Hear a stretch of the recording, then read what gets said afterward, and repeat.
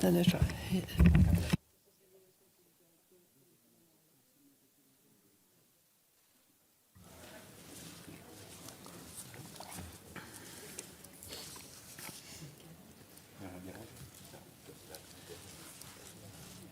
I open the meeting and the sitting is opened.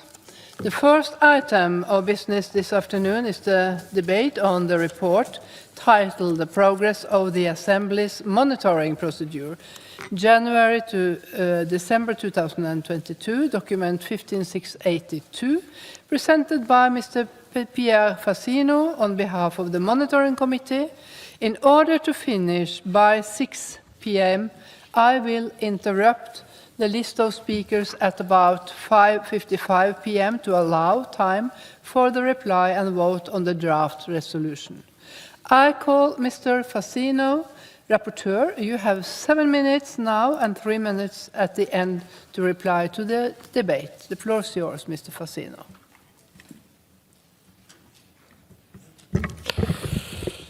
Merci, Madame la Présidente. Vous avez reçu le rapport d'activité de la commission de monitorage et de suivi pour le 2022. Pendant ces années, on a monitoré 11 pays comme la procédure de monitorage. For the period 2022, January to December 2022, and we have monitored 11 countries under full monitoring procedure. Countries in Central and Eastern Europe, 3 countries under post-monitoring procedure. Those 3 countries are also from Central and Eastern Europe. And there are 6 countries concerned by the periodic monitoring procedure, and 3 of those 6 have already complied or completed their procedure. And the other 3, in respect of the other 3 countries, the periodic monitoring is still underway. When it comes to countries under the full monitoring cycle, perhaps I can just summarize briefly, but I would like to point out that all the information included in the report is based on information provided to me by our rapporteurs. But I think if you look at the report, you can see that there's a certain number of subjects that are common to all countries. Countries, as I say, that are under the full monitoring procedure. Main problems concern respect for the rule of law, the independence of the judiciary, the freedom of the media, the fight against corruption, the rights of minorities, and respect of the democratic political rules of the game, as it were, between various political parties when it comes to responsibility for government and parties in opposition. And these are subjects that in all countries that we have monitored, that turn out, as I say, to be major problems. Now, in the countries under review, there have been some remarkable progress made as a result of the monitoring exercise with the Council of Europe and its various bodies. But there are a certain number of negative developments or shortcomings too that I suggest we need to work on, and we would encourage those countries that have been under monitoring procedure to abide by the values and the rights on which our organization is based, and to comply with the opinions that have been presented by the Venice Commission. And in respect of almost all countries under monitoring procedure, the Venice Commission has provided us always with very important opinions. And we would encourage those countries under monitoring to amend legislation in order to bring it in line with the criteria, the rights, the standards, which are those of the Council of Europe, and to comply with the indications of the Venice Commission, and also to execute the judgments handed down by the European Court of Human Rights in their regard. With regard to 3 countries, there has been a post-monitoring procedure that has been triggered. Bulgaria is one of those countries. The situation from a political point of view has been completely very complex.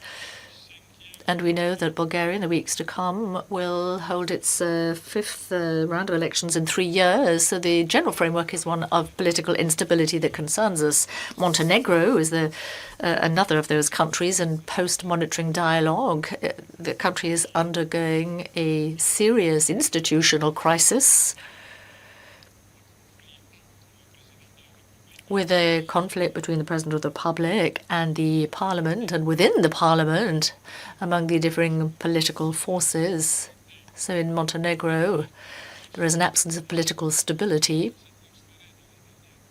And in recent months, there has been a considerable conflict surrounding the composition of the Supreme Court that is responsible for oversight of electoral processes or procedures. So if that issue is not sorted out, the composition of the Supreme Court, it's very difficult indeed to envisage Montenegro sort of sailing calmly into the next elections.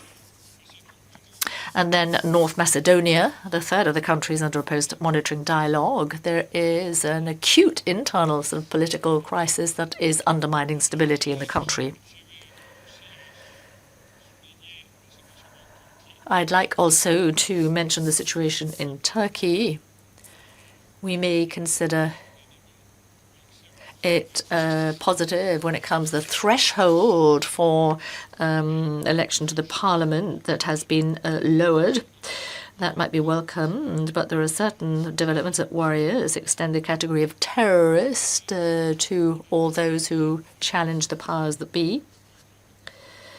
There's an attempt to want to exert greater control over the media, to influence the judiciary, undermine its independence, and not to execute the judgments of the European Court of Human Rights. The Kavala case is a case in point. And also efforts to that would lead to the dissolution of the sort of HDP, one of the major political parties representing the interests of the Kurdish people. So we must encourage Turkey to abide by the rules, the criteria that we have set ourselves and that govern the work of the Council of Europe.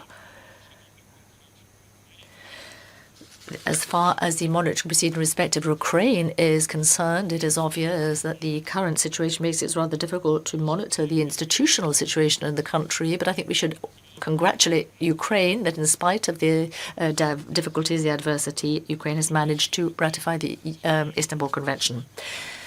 And 3 countries are under the periodic monitoring procedure. There's Malta, where there are issues concerning fight against corruption, respect to the independence of the judiciary and freedom of the media. And Romania, where although there has been some positive progress, we have stated the need to take more decisive measures to fight corruption, whilst at the same time respecting the independence of the judiciary. Allow me to conclude, Madam President, by saying that we have been involved not only in monitoring, but in respect of each monitoring procedure, we have worked to ensure that the recommendations made by the Council of Europe are indeed acted on. And perhaps in conclusion, I could just underline 3 things.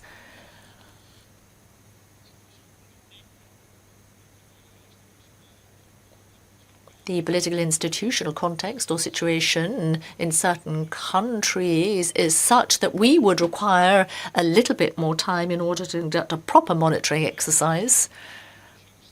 We therefore need greater stability when it comes to rapporteurs.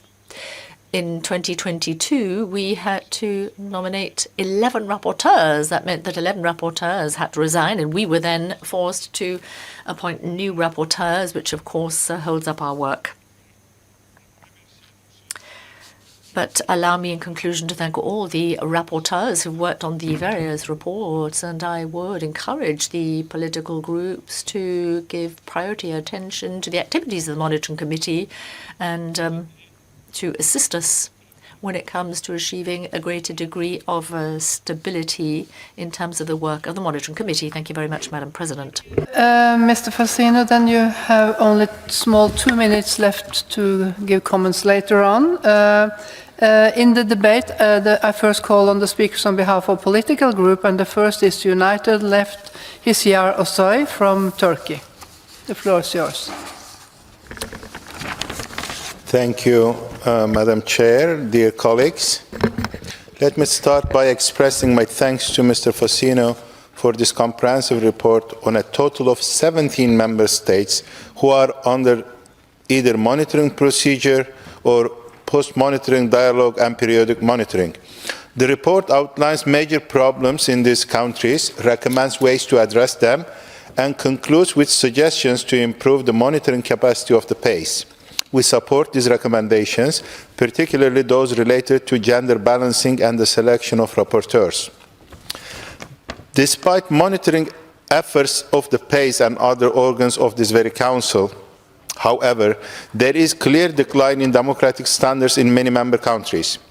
The report underlines various symptoms of authoritarian rule that plague many member states. I do not want to use biological metaphors to address social and political issues, but a highly contagious and fatal disease is spreading across Council of Europe territories, and we are well familiar with the symptoms of this disease: destruction of independent judiciaries, corruption, centralization of power and destruction of parliamentary democracy, attacks on the civil society, destruction of the freedom of press, of expression and association, unfair elections, oppressing the political opposition, attacks on women, LGBTI people, immigrants, and other marginalized people. In a nutshell, almost every single value and pillar on which this council was built is under severe attack, and not from outside, like from Russia, but from inside, by many member states themselves. We should improve the monitoring capacity of the Assembly, of course, but I suspect this will do much in addressing these issues. The problem we have here is much bigger and graver. The fact is that more and more member states are persistently not fulfilling their obligations, systematically refusing to comply with the terms and conditions of membership, and depriving their own citizens of democratic rights. By not implementing court rulings, some member states, my own country, Turkey included, are setting very bad examples for others to follow. We need to urgently find ways to respond to such lack of political will and willingness among member states to comply with the terms and conditions of membership. With its institutional capacity, resources and expertise, the CPT, the Venice Commission, GRECO, the Human Rights Commissioner, the Congress of Local and Regional Authorities, among others, this council can help to improve their democratic standards and human rights, but only if member states want it. We cannot force any member state to be a democratic one. We can only remind them that by choosing to become a member of this council, they have already made a commitment, a promise, and it is not too much to ask them to keep their promise by respecting and practicing the values and principles of this council. Thank you. Thank you, Mr. Osoy. The next speaker is Max Lux, Mr. Max Lux from Germany, representing the Socialist Group. The floor is yours. Herzlichen Dank. Thank you very much indeed, Madam President. Ladies and gentlemen, on behalf of the Socialists and Greens of this House, I would like to express my agreement with the previous speaker, and I would like to show solidarity towards his party. We as Socialists, Democrats and Greens here in the Parliamentary Assembly are really appalled by the measure that has been taken in that country, and we find it incompatible with the very purpose and meaning of the Council of Europe and indeed the European Convention on Human Rights. This is not appropriate to have a ban on the HDP so close to the elections. I would like to also express our thanks for this report. In a way, we hope that this is the last report that has to deal with such serious human rights breaches in member states that are so proud to belong to this organisation.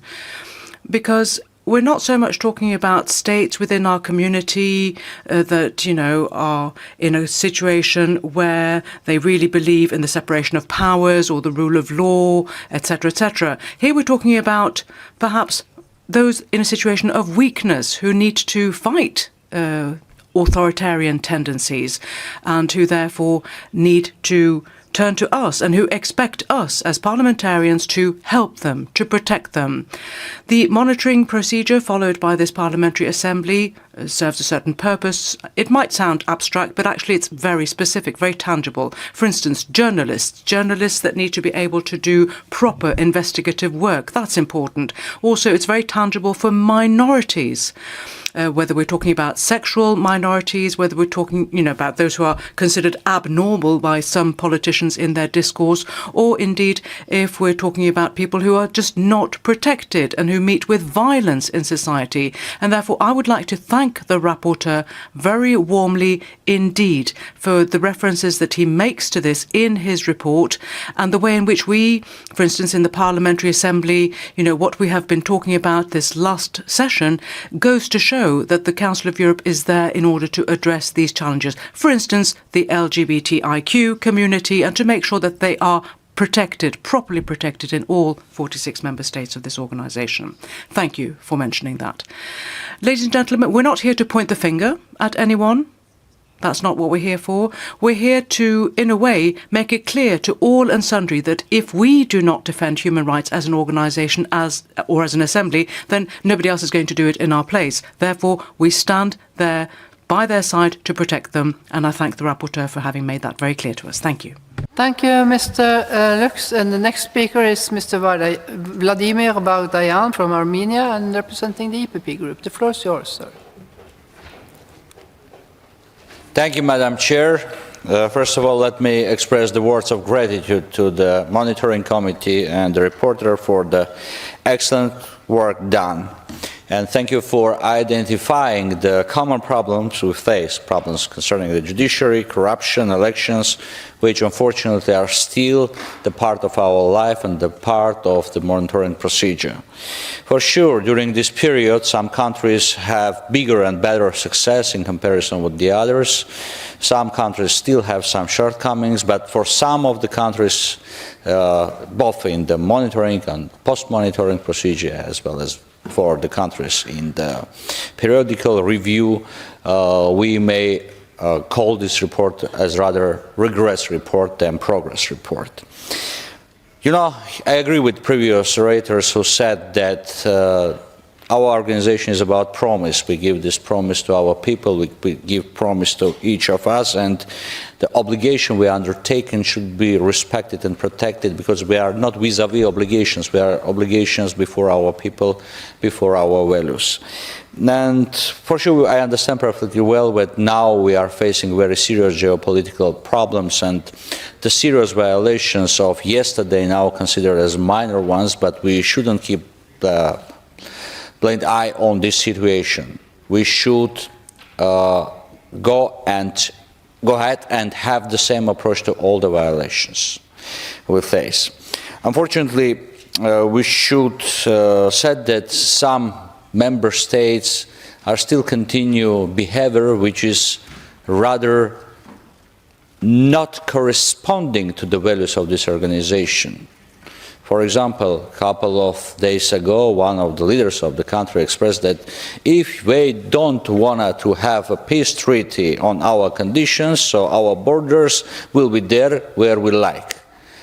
Sorry, this is not the Council of Europe rhetoric. This is not something which should be considered as the obligations in the framework of the obligations before the Council of Europe. Ladies and gentlemen, dear colleagues, at this very moment when in this cozy hemicycle we discussing the issues concerning the protection of human rights, 120,000 people who are protected under this organization, under this assembly, and under this European Convention of Human Rights, were starving, and we are waiting for any kind of response from international community.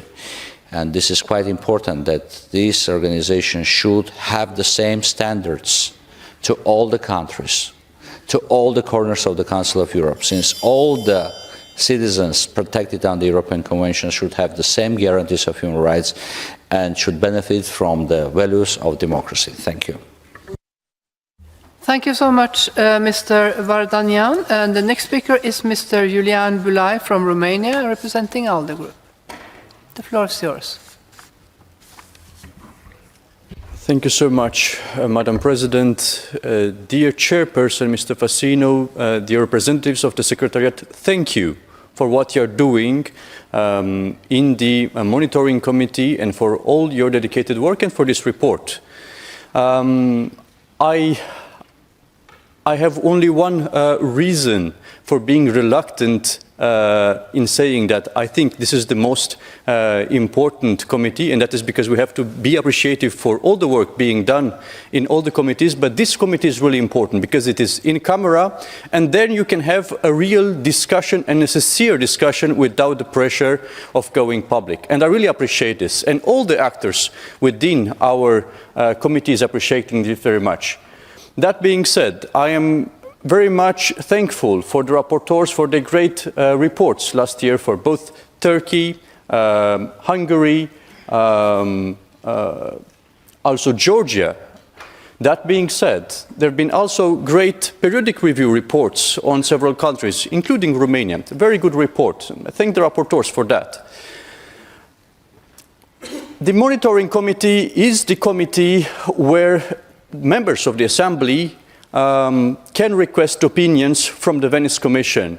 And traditionally, this is a tool used, out of my experience, mostly by Central Eastern states. It is extraordinary that also in in-camera setting, Western members of the Council of Europe are very keen on finding out more on their inner issues by demanding an opinion from the Venice Commission. And I really, really appreciate this because this is a real true mirror where you can see yourself with where you stand now and you can improve it. And in this committee, this happens without the pressure of public exposure. That being said, one final remark in a better version of this committee would be to have a sort of relation with the Office of the Human Rights Commissioner, as we could ask opinions from the Venice Commission in order to issue statements on the legislative pieces initiated in the national parliaments or by the governments. I think it would be excellent, respecting the independence of the Human Rights Commissioner Office, also to have a type of relationship, institutional relationship between this committee and the Human Rights Commissioner Office in order to ask for pertinent opinions when there is an obvious suspicion of human rights breaches. Is this something that we could do in the coming summit of the Reykjavik? Yes, probably. There is a way to go in order to reach a point where there could be a coordination relationship between two entities, yes. But here we are, it's a good committee, it can be even perfect. Thank you. Thank you, Mr. Bulai. The next speaker is Mr. Asim Muladzada from Azerbaijan. Yeah, the floor is yours, representing the European Conservatives. Thank you very much, Madam Chair. I would like to express gratitude to Chairman of Monitoring Committee. Very important information, in some cases in very good details. What I would like to raise, one of the biggest problems which we're suffering in Europe now, it's in some cases lack of respect to international legal system, rule of law, territorial integrity of countries, some careful attendance, any toponymic things, because what we have now, we in Europe now in situation of war, aggression, occupation of territories of many countries, and in this situation I believe that Monitoring Committee can do a lot of things on behalf of Council of Europe. Also, what we have now, it's starting monitoring of big countries, because usually new members or small countries under scrutiny. But there are a lot of information of violation of human rights, ethnic rights, cultural and religious rights in big European countries. Like an example, recently in center of Paris, 2 ladies were killed because they have a different color of skin. Attack to synagogue.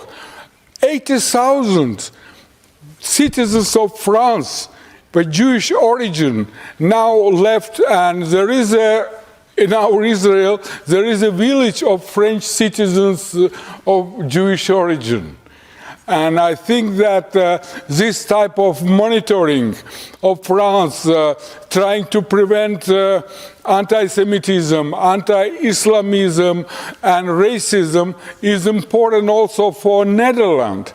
And because in Netherlands we had a lot of facts, burning of mosques, attack to synagogue, and we believe that monitoring procedure will open these things which are against the major European principles of human rights, democracy, and rule of law.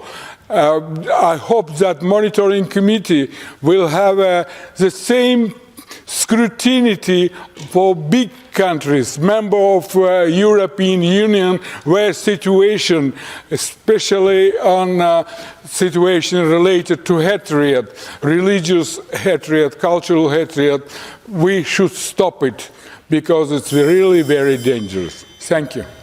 Thank you, Mr. Mulatzada. The next speaker, and then I continue on the speakers list. I look at seat 100, but the Irakli Shikovani from Georgia and the Socialist Group, but you are in another place. Thank you, Madam Vice President.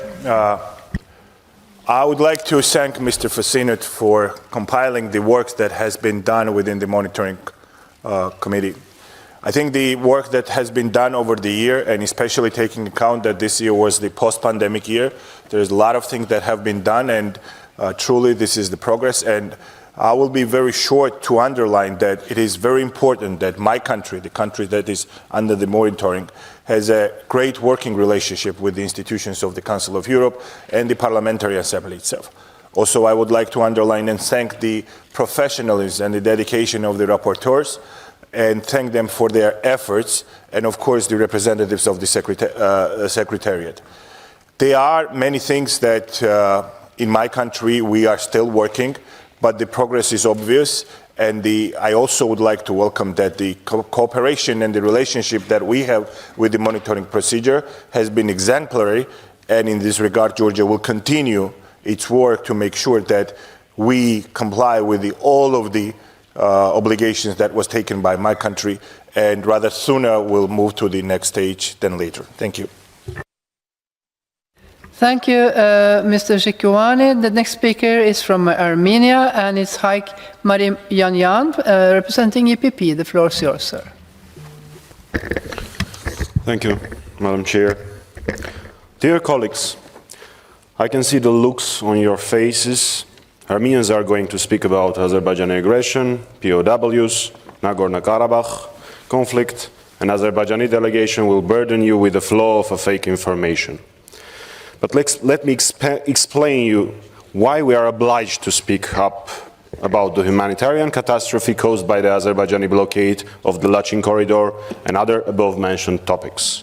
Please consider my words not as a political speech, but as a food for thinking.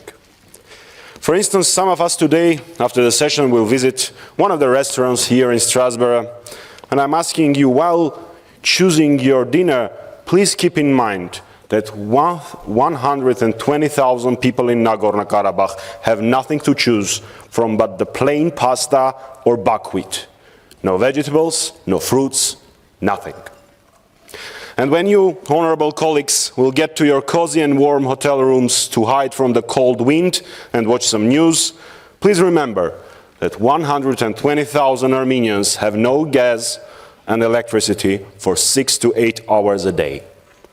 For those of you who have children, Please imagine, what would you do if someone in the world would hinder their education? If it would be so cold in the classrooms that the schools had to shut down for almost a month?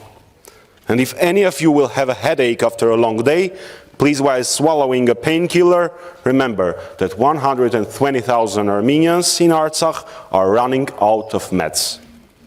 And when Mr. Saidov will tell that self-proclaimed activists are exercising their magnificent right of freedom of speech, though the sentence freedom of speech in Azerbaijan is an oxymoron, please remember that Azerbaijan is 104th in environmental performance index by Yale University. And I don't recall any mass ecological protests in Azerbaijan, though a few moments ago we witnessed an Azerbaijani representative questioning French democracy. Could you imagine that after 9th of November of 1989, after the fall of the Berlin Wall, in Europe there will be a place where families and relatives are forcefully divided? In 21st century, children are not able to meet their parents for more than 1.5 months. But make no mistakes, we can't wait for 30 years. The Lachin corridor has to be unlocked now. And as Lemkin Institute for Genocide Prevention stated a few weeks ago, the world must act immediately to prevent a second Armenian genocide. Thank you, and I call you to support the amendments presented by the Armenian delegation. Thank you, Mr. Mayanyan. And then we continue to Mr. Zoltán Börna, Hungary, and European Conservatives. The floor is yours. Thank you very much, Madam Chair. Dear colleagues, dear rapporteurs, Hungary is a strongly committed member state of the Council of Europe, and it supports the work carried out by the Monitoring Committee. We strongly oppose to mix Hungary's obligations under EU law and Council of Europe membership. EU-level issues are outside the competence of the Council of Europe. Due to the sui generis nature of the EU legal order, compliance with obligations under the treaties shall only be examined within the framework of EU-level mechanisms. These questions should not be converted into Council of Europe level issues. Questions related to distribution of EU funds, economic cooperation of the member states and recovery of the EU's economy do not belong to the competence of the Council of Europe. What are the institutional guarantees that monitoring procedures will remain politically neutral? In order to make the work of the Monitoring Committee more responsive and effective, how can the monitoring procedures better take into account ongoing and planned domestic developments and reforms? All reports should be factual, objective, based on reliable sources. For example, in the last report on honoring the obligation and commitments by Hungary, there was a number of references to individual cases, and they are discussed in surprising detail. If in an administrative procedure, the authority complied with provisions of the law, if the judicial review by independent court in a fair process was ensured, then the outcome of the procedure cannot be addressed in the framework of membership obligations to the Council of Europe. We believe that issues which had been satisfactorily concluded years ago have no added value in the assessment of the situation currently prevailing in a monitored country, but rather reflect a biased attitude within the report. If the aim of the monitoring procedure is to avoid the changes in rapporteurship during the 2-year periodic review, would not the extension of the duration of the monitoring procedure to 3 or more years be counterproductive? Last but not least, a number of reports refer to the same sources and to the findings of these as well. This way, through the system of circular references, one single statement formulated by an NGO or by the Venice Commission has a double or triple effect, while the opposing opinion do not have such an impact, which questions that objectivity of a report. Thank you very much for your attention. Thank you, Mr. Börna. The next speaker is Mr. Archil Talakvatse from Georgia and the Socialist Group. Yes, the floor is yours. Madam Chair, ladies and gentlemen, dear colleagues, we would like to give a high credit to the committee for the diligent work completed, and I would like to thank Mr. Fassino for the comprehensive presentation. First, we would like to appreciate strong wording in the resolution in support of Georgia's territorial integrity. The fruitful cooperation with the Council of Europe gives us further motivation to consolidate our democracy and continue work on reforms. And it is helpful that the resolution highlights the importance of the wider and constructive participation and the engagement of the political parties in the process of implementation of reforms. Despite the occupation of Georgia's territories by the Russian Federation, Georgia has proved that we are able to deliver reforms and to consolidate our democracy further, to strengthen rule of law and protect human rights in the country. The work completed by us in the recent years includes ensured and greater guarantees for the protection of human rights through the constitutional amendments, new labor law, and successful penitentiary reform with a double-fold decrease of the prison population, new legislation on child's rights and the juvenile justice, new legislation enforced on disability rights, and new regulations on environmental protection and biodiversity. Georgia has a stronger parliament now. Georgia has more pluralistic parliament now, with stronger instruments on oversight and stronger mechanisms to hold government accountable. We enforce the laws to support greater participation of women in politics. Georgia has pluralistic and independent media in operation. The several package of reforms in judiciary implemented by us gave a clear result. We observed that applications against Georgia in the European Court of Human Rights decreased by 60%. Competitive environment in the courts restored. A balance in the decisions between the parties in dispute is also there. And this promising results ensures us that reforms for the judiciary system must continue. And finally, we are grateful that there are 12 recommendations by the European Union, which gives a clear avenue for Georgia's democratic path. This was Georgia's story in short. It is evidently better Georgia now than it was 10 years ago. And we are grateful for the excellent cooperation with the Council of Europe, and we assure you that commitments will be fulfilled. Thank you so much. Thank you so much, Mr. Talakvatsa. I then continue with Mrs. Maria Menseva, Ukraine EPP Group, and continue Demir after that. The floor is yours, Mrs. Thank you, dear Madam Scout, dear President.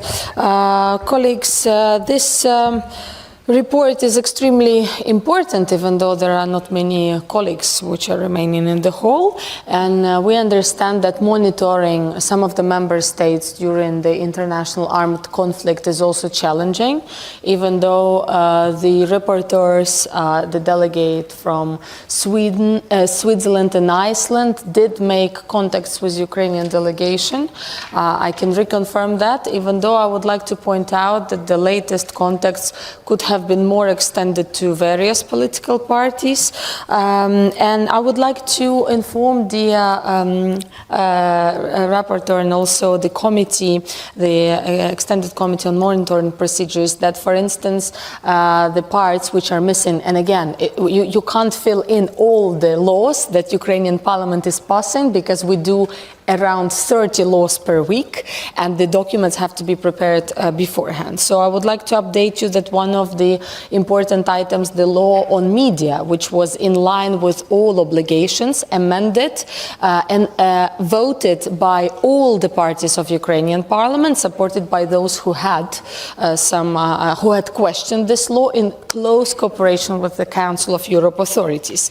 Also, the very important topic, fight fighting corruption. Colleagues, I would like to point out that we are the only country who has initiated and passed in the parliament the law on fighting oligarchs, those people who can influence the media, who can influence the elections, who have enormous powers in economy and who directly impose it in the political spectrum. And indeed, we are expecting the feedback of the Venice Commission, looking forward to that. But if we are fighting corruption, we joke in Ukraine, we have to choose whether we are smart or beautiful. We can be both, of course, but then please support that in this endeavors in fighting corruption.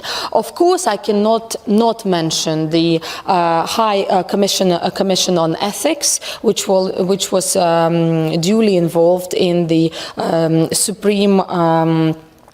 Supreme Council of Justice, and all that was done during the missile attacks and enormous strikes of the Russian rockets on various regions of Ukraine.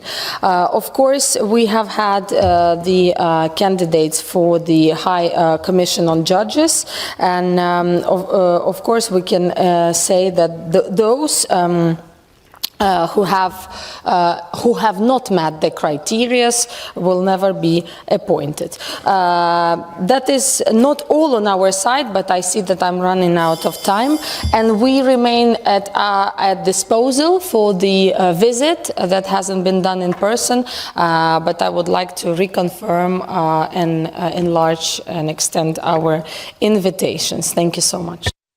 Thank you, Ms. Mesentseva. Then I continue with Mr. Damien Gauthier from Switzerland and ALDE. Merci, Madame la. Thank you, Madam President, and thank you to the rapporteur for the summary that he's presented. I'd like to speak to Montenegro with Mr. Donadis from Cyprus. I'm co-rapporteur, and I must say that we as co-rapporteurs have a certain number of concerns. In fact, the chair said that the situation is one of a institutional impasse in Montenegro. There is no majority in government. The President of the Republic refuses to appoint a new Prime Minister. The Parliament wishes to impose the nomination of a new government and has voted in a law to enable it to do that. We're not sure about the constitutional nature of that piece of legislation. The Constitutional Court no longer functions because a certain number of judges have retired, and the Parliament hasn't been in a position to elect new judges because that requires an absolute majority, and there is no absolute majority.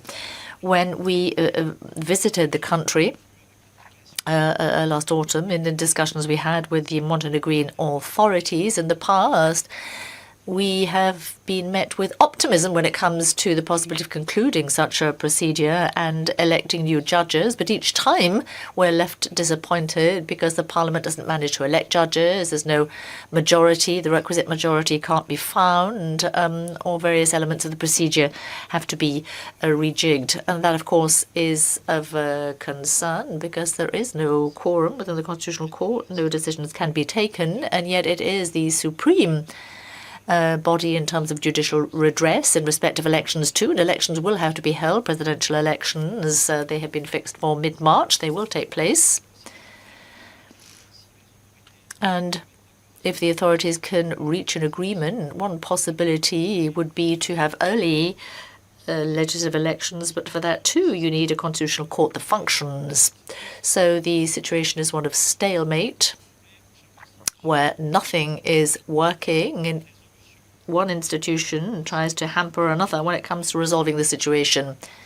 The President of the Republic asked the Venice Commission for an opinion on the constitutional nature of the law on the presidential powers that was promulgated recently by the Parliament. And it's interesting because the Venice Commission, and I think quite rightly, before talking about the issue or raising the issue, talked about the need for sort of loyal competition between various bodies in the state, and that is something that we will draw to the attention of the Montenegrin authorities. The institutions, the Parliament, the President of the Republic need to cooperate with a view to finding a solution to the current impasse so that a solution can be found rather than mounting tension, which would not be in the interest of the country. It wouldn't be in the interest of the commitments entered into here before this assembly. and it would not be in its interest when it comes to a broader integration with a European space, European area. So I think we need to call upon the Montenegrin authorities to enter into constructive dialogue with a view to finding a political solution. Yeah, then we continue with Mr. José María Sánchez García from Spain and European Conservatives. The floor is yours.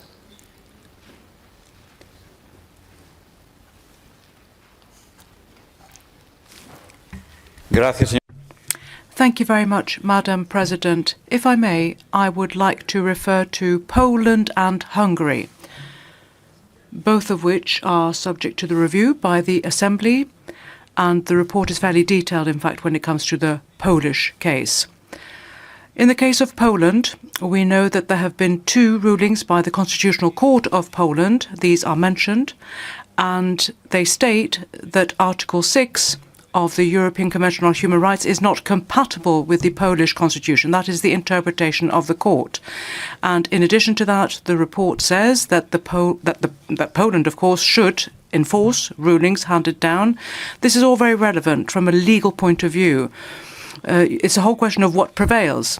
The law of the Council of Europe, the Convention, the European Convention on Human Rights, is what should prevail. It has its rulings, and in addition to that, of course, we have the Constitution of Poland. What about its status? So it's a whole debate about primacy of European law vis-à-vis the constitutional standards of our member states. It's a whole debate. What is it that prevails? Now, I don't think the Council of Europe is the place that can settle this particular dispute, because the Council of Europe was not set up in order to determine the legitimacy of national constitutional standards. That is not its mission. It was set up along with the European Convention on Human Rights in order to allow the court to find reparation for individual violations of all the rights enshrined in the European Convention on Human Rights. It's not there to address or to judge the constitutionality or appropriate nature of constitutional provisions. So I think it's a little bit of legal fantasy that we're engaging in here. And I'm referring once again to that particular ruling by the Constitutional Court of Poland. A second point that I'd like to make is that about the composition. It's not really apparently marked by independence. Well, what can we say about a constitutional body, an oversight body such as the Conseil d'État in France? What can we say about that, about its composition and about its independence? It's not really independent. There are other cases, other examples. Spain, for instance, we have a constitutional court which is becoming more and more dependent, politically speaking. I'm not going to go into the details of what's been happening with the constitutional court in Spain in these recent months, but it's basically led to a situation where it's completely dependent on the government of Spain. And then finally, a final point. The Council for Judicial Power in Poland, once again, I'm coming back to the Polish case. What about the Spanish one? What about the Italian one, the magistrature body? Surely they all depend on political parties as well. They are elected on that basis. There is a system in place. So I just want us to put that into perspective. And then a final comment on Hungary. I thought we'd all agreed that we would be Democrats. Now, if Hungary needs to be subject to monitoring because of education, because of religious freedom, because of ideological freedom, and because of, the establishment and what the mainstream has to say, because that's not in line with what they think. Well, maybe it's not something we particularly like, but I think we have a traditional view of life in Hungary, which is not, of course, accepted by a number of political parties in Europe, or indeed by many European political parties that are acting against that state. Thank you. To respect the speaking time, because you're taking time from your colleagues. The next speaker is Mr. Ahmed Yildiz from Turkey.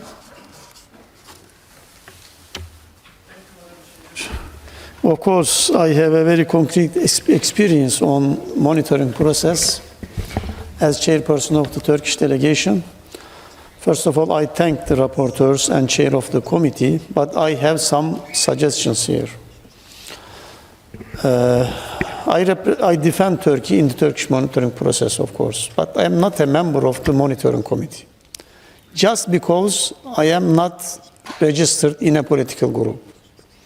So I don't have any idea how others doing, how to compare Turkish process with other countries monitored. So I think it is unfair and I will question it in my report on the Rules Committee to improve, in my report about how to improve the participation in the activities of the Assembly. Secondly, of course, a smooth monitoring process requires some prerequisite from both sides, from the monitored country, from the Assembly members, especially from monitors, but also from the authorities in the Committee of Ministers, especially when the pending issues continue in the courts, in the European Court of Human Rights. Also about their relationship with some organizations. And it requires some minimum consistency in the Committee of Ministers.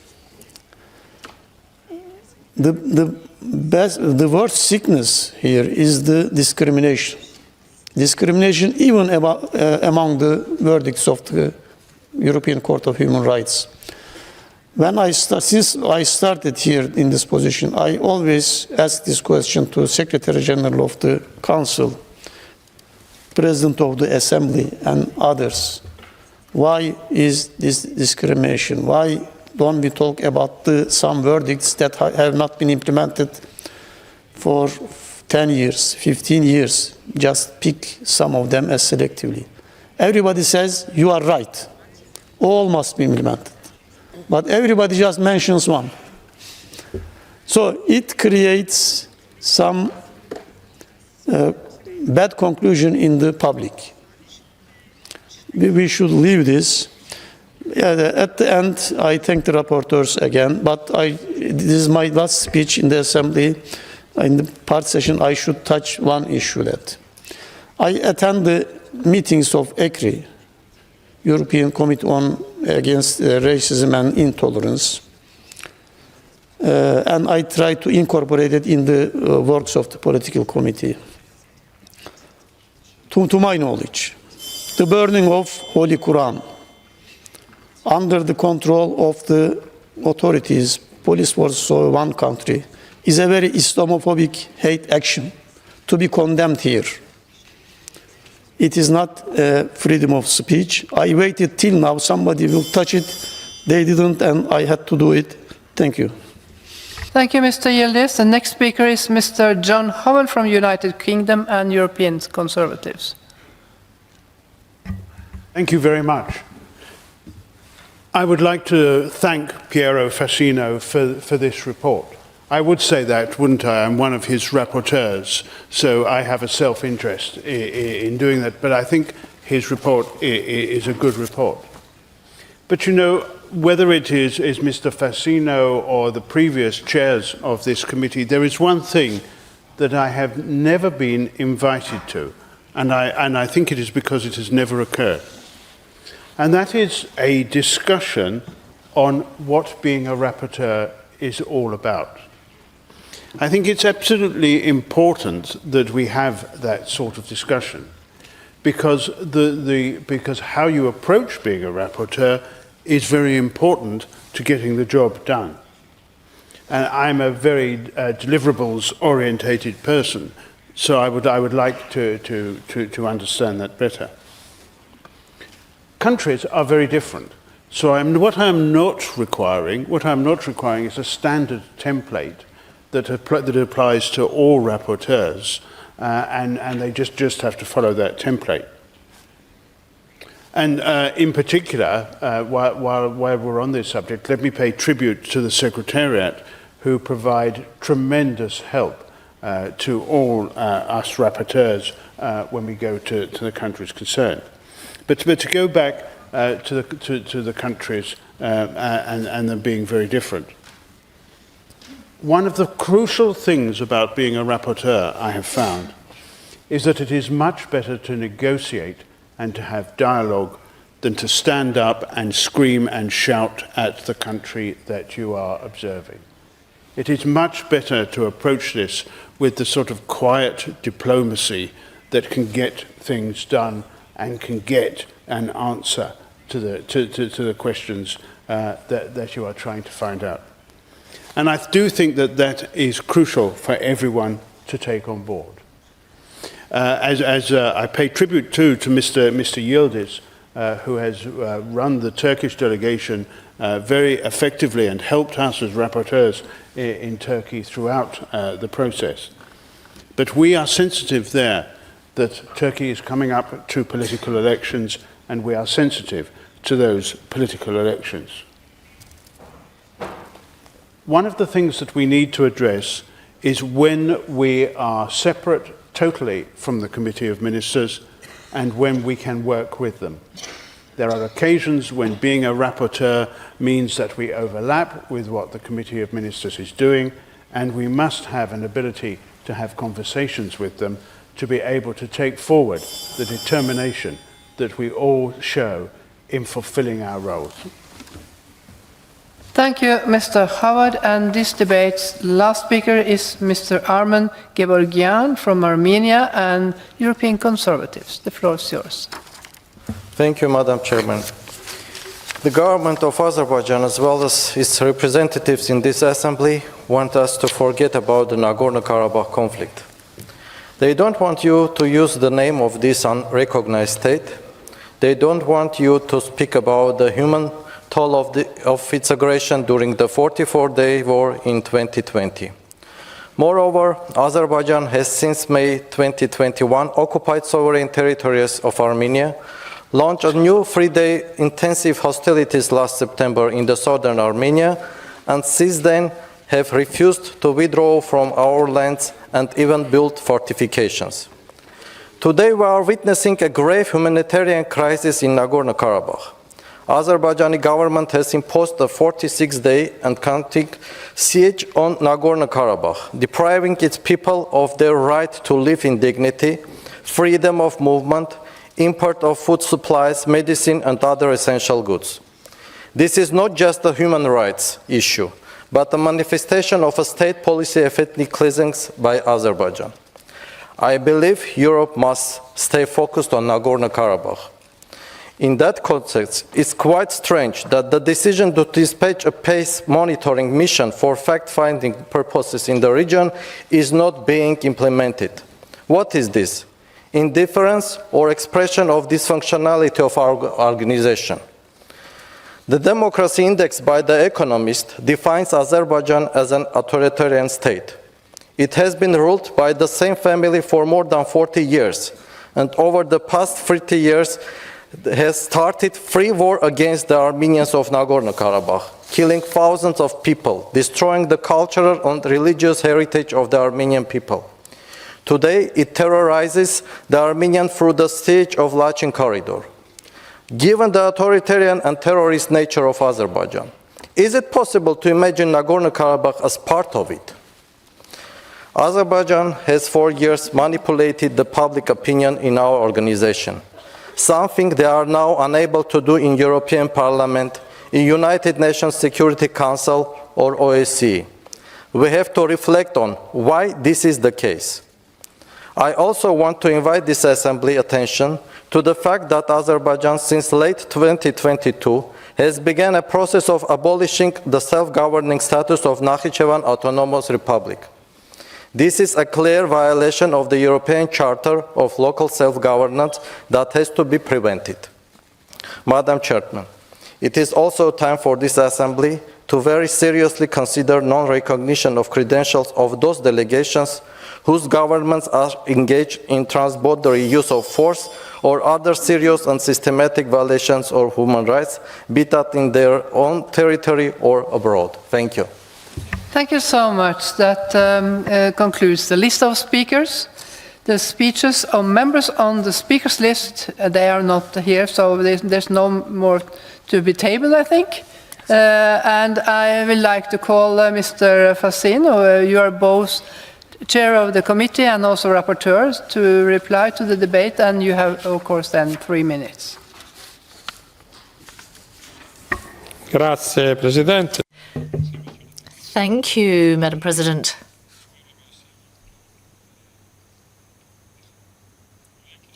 Above all, I would like to thank those colleagues who have spoken in the debate and who expressed their appreciation of the work of the Monitoring Committee. and expressed their appreciation of the work of our rapporteurs and the Secretariat. I share much of what has been said, so I won't reiterate those remarks, but there are a couple of points that I would like to say or make.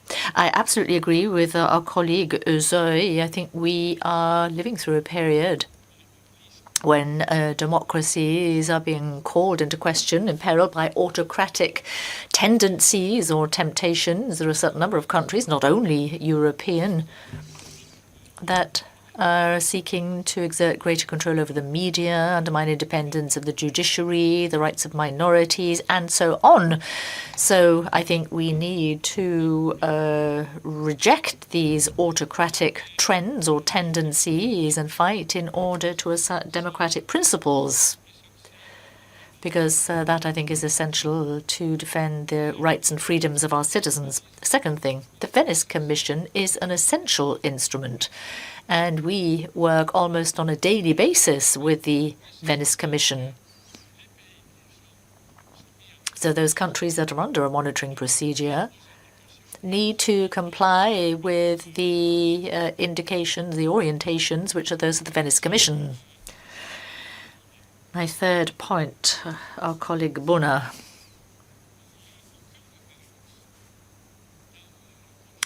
There is no reference in the report on Hungary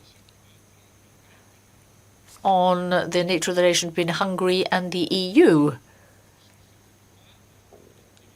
We are not substituting ourselves for the EU or the functions that are devolved upon the EU. But when it comes to the monitoring procedure in respect of Hungary, we are concerned with the conformity with the values, the principles, the values which are those of the Council of Europe, and all members of the Council of Europe, and Hungary is a member of our Council of Europe, all countries are obliged to comply with the values, the criteria, the principles that govern the life of this institution. And for that reason, let me say to Mr. Sanchez Garcia, he said that in a certain number of countries, politics or politicians are attempting to control the judiciary and the media. But we have to comply with the values, the principles, which are those of the Parliamentary Assembly and the Council of Europe. It's the best way of going about respecting the autonomy of those institutions. It's not the other way around.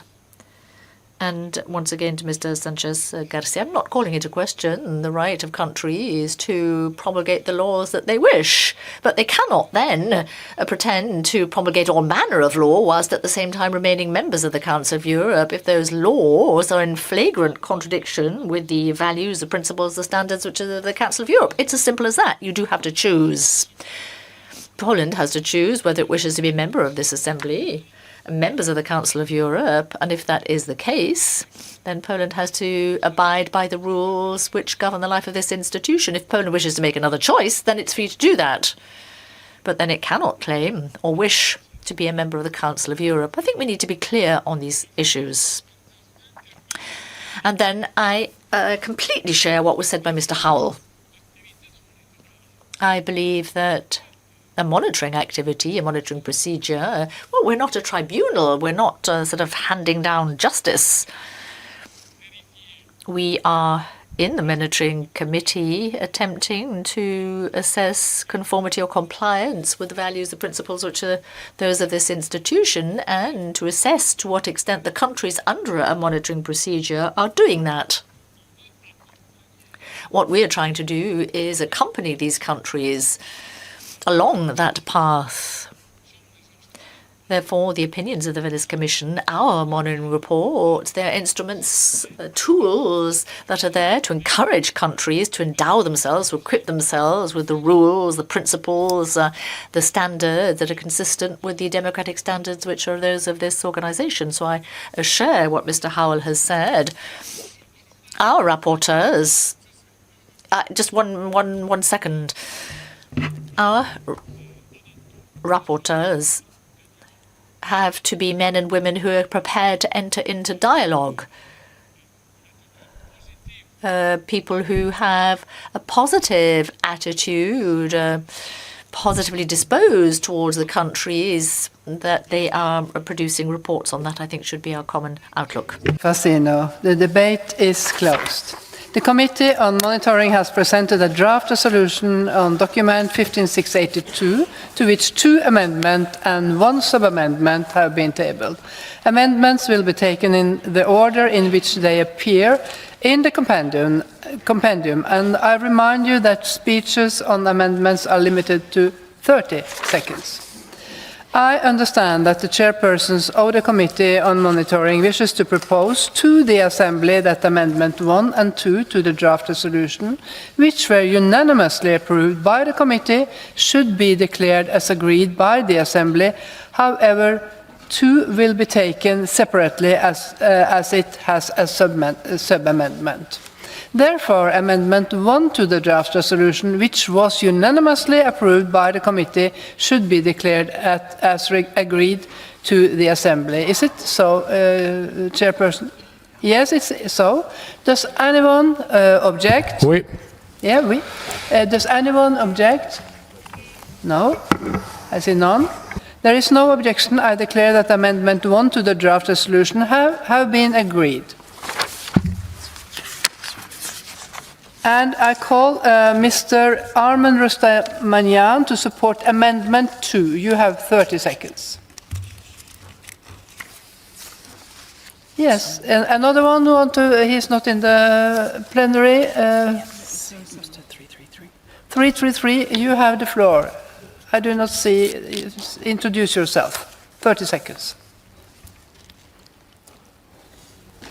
Thank you, Madam Chair. This amendment has also passed unanimously after being sub-amendment by the rapporteur. It reflects the interim measure by the court on the Lachin corridor. Thank you.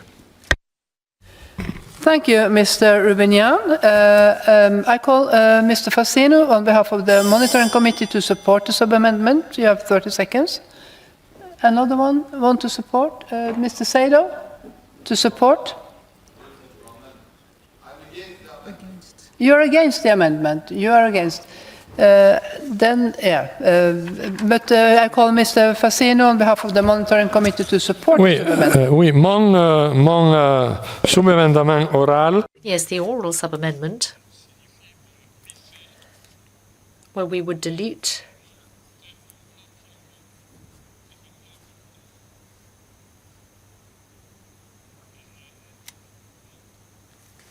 Après cette correction, le texte according to this amendment of 21 December to 22 regarding the Lachin corridor. Thank you. And then I also have to call anyone else to speak against the sub-amendment. I think it was Mr. Sado. Yes? Madam President, actually, this is a little bit, I think, misunderstanding. Mr. Rubinian, actually Mr. Rustamian, presented this amendment. And of course, I was against, because this amendment absolutely changed the decision and the interim decision of the European Court of Human Rights, because they are writing about the so-called unblocking, but in the decision you can see alleged, the word alleged. That's why I was against. In this case, my president of the committee, Mr. Fassino, said that he is going to present sub-amendment.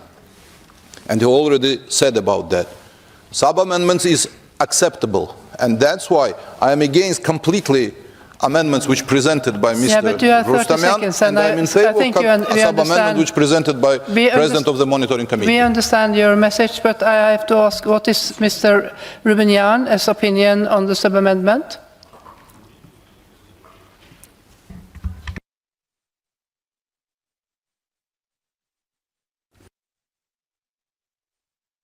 But I am for.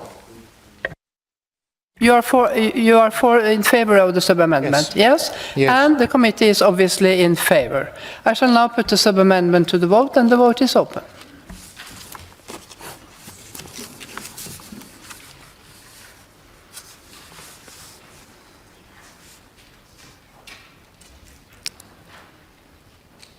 And the vote is closed. I call for the result to be displayed. And the sub-amendment is agreed to. Now we come to the main amendment 2 as amended. Does anyone wish to speak against the amendment? No, I see none. The committee is obviously in favor. Yes, it is. I shall now put the amendment as amended to the vote, and the vote is open.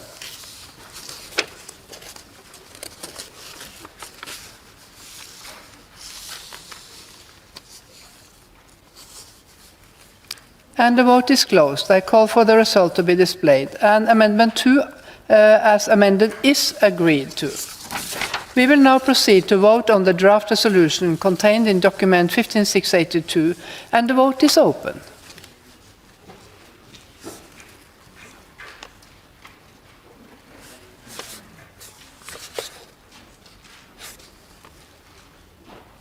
And the vote is closed. I call for the result to be displayed, and the draft resolution in document 15682 is adopted.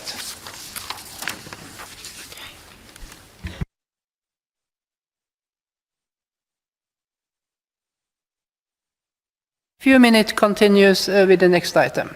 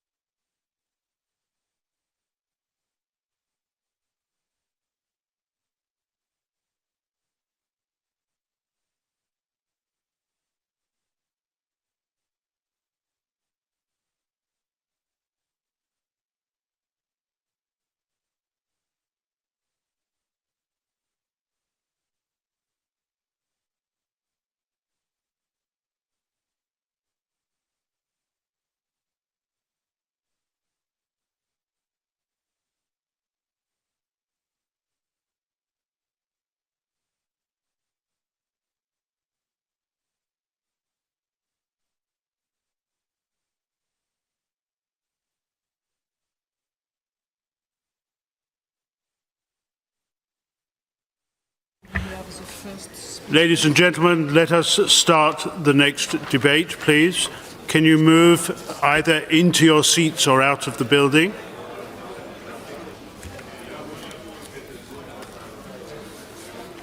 The next item of business this afternoon is debate on the report titled The Honouring of Obligations and Commitments by the Republic of Moldova.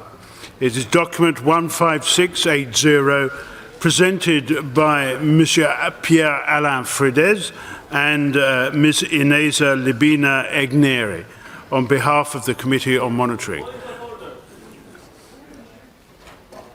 Go on. Thank you, Mr. President. Just for the record, I would like to inform you that in the previous item, I accidentally voted in the favor of sub-amendment, but for the record, I would like to be taken the records as against sub-amendment. Thank you. Thank you. You have put your position quite clearly on the record. Obviously, the vote cannot be retaken, but members have heard your views. Thank you. I believe that Monsieur Fridez is going to be the sole rapporteur who is explaining things. And you have 7 minutes now and 3 minutes at the end to reply to the debate. La parole est avec vous. I call Mr. Fridez. Thank you very much, President. Dear colleagues, first and foremost, allow me to apologise for the absence of my co-rapporteur, Mrs. Ineza Libina Egneri from Latvia. She's just been appointed Minister of Justice in her country and has therefore had to leave our Assembly. I would like to take this opportunity to thank her for the excellent work that she's done over the last 2 years within this mandate with which we were entrusted. This report reflects developments in Moldova since the last report, which was debated by the Parliamentary Assembly in October 2019. At the time, Mrs. Sandu was Prime Minister, Mr. Dodon was President of the Republic, and they joined their forces in a coalition that aimed to de-oligarchize the country. Since then, the country has undergone some major changes. Moldova's political landscape has changed dramatically. Mrs. Sandu won the presidential elections in November 2020, but her party didn't get the parliamentary majority. This then triggered a political and constitutional crisis, which eventually led to early elections. In July 2021, Mrs. Sandu's party won a clear parliamentary majority, and for the first time, the parliament had a stable majority with just one party. Since then, there have been some significant developments when it comes to the functioning of democratic institutions. Significant progress has been made in the area of gender equality. We now have women in key government positions, and furthermore, the Istanbul Convention has been ratified. Now, we carried out 2 visits to this country, one in October 2021, the other in June 2022. This report focuses on judicial reform, the fight against corruption, which are priority areas for reform as far as the current authorities are concerned. The adoption of constitutional amendments to depoliticize the judiciary is clearly a significant step forward. These amendments were adopted by political consensus. That's very much to be welcomed. A first package of amendments relating to the judiciary was adopted then quite rapidly in August 2021 before the adoption of constitutional amendments. The Venice Commission had issued several critical opinions at the time, made several recommendations, most of which were subsequently incorporated into the revised legislation. One of the most recent developments concerns the adoption of amendments to the law on the Public Prosecutor's Office, following recommendations made by the Venice Commission. These concern, amongst other things, the composition and of the Evaluation Commission and the criteria for evaluating the Prosecutor General. And as will be recalled, the revision of the criteria for the selection and evaluation of the Prosecutor General was a much debated issue. For the record, in the autumn of 2021, the former Prosecutor General, Mr. Stoyanoglu, was suspended, arrested. He is now under house arrest. He has filed a complaint with the European Court of Human Rights.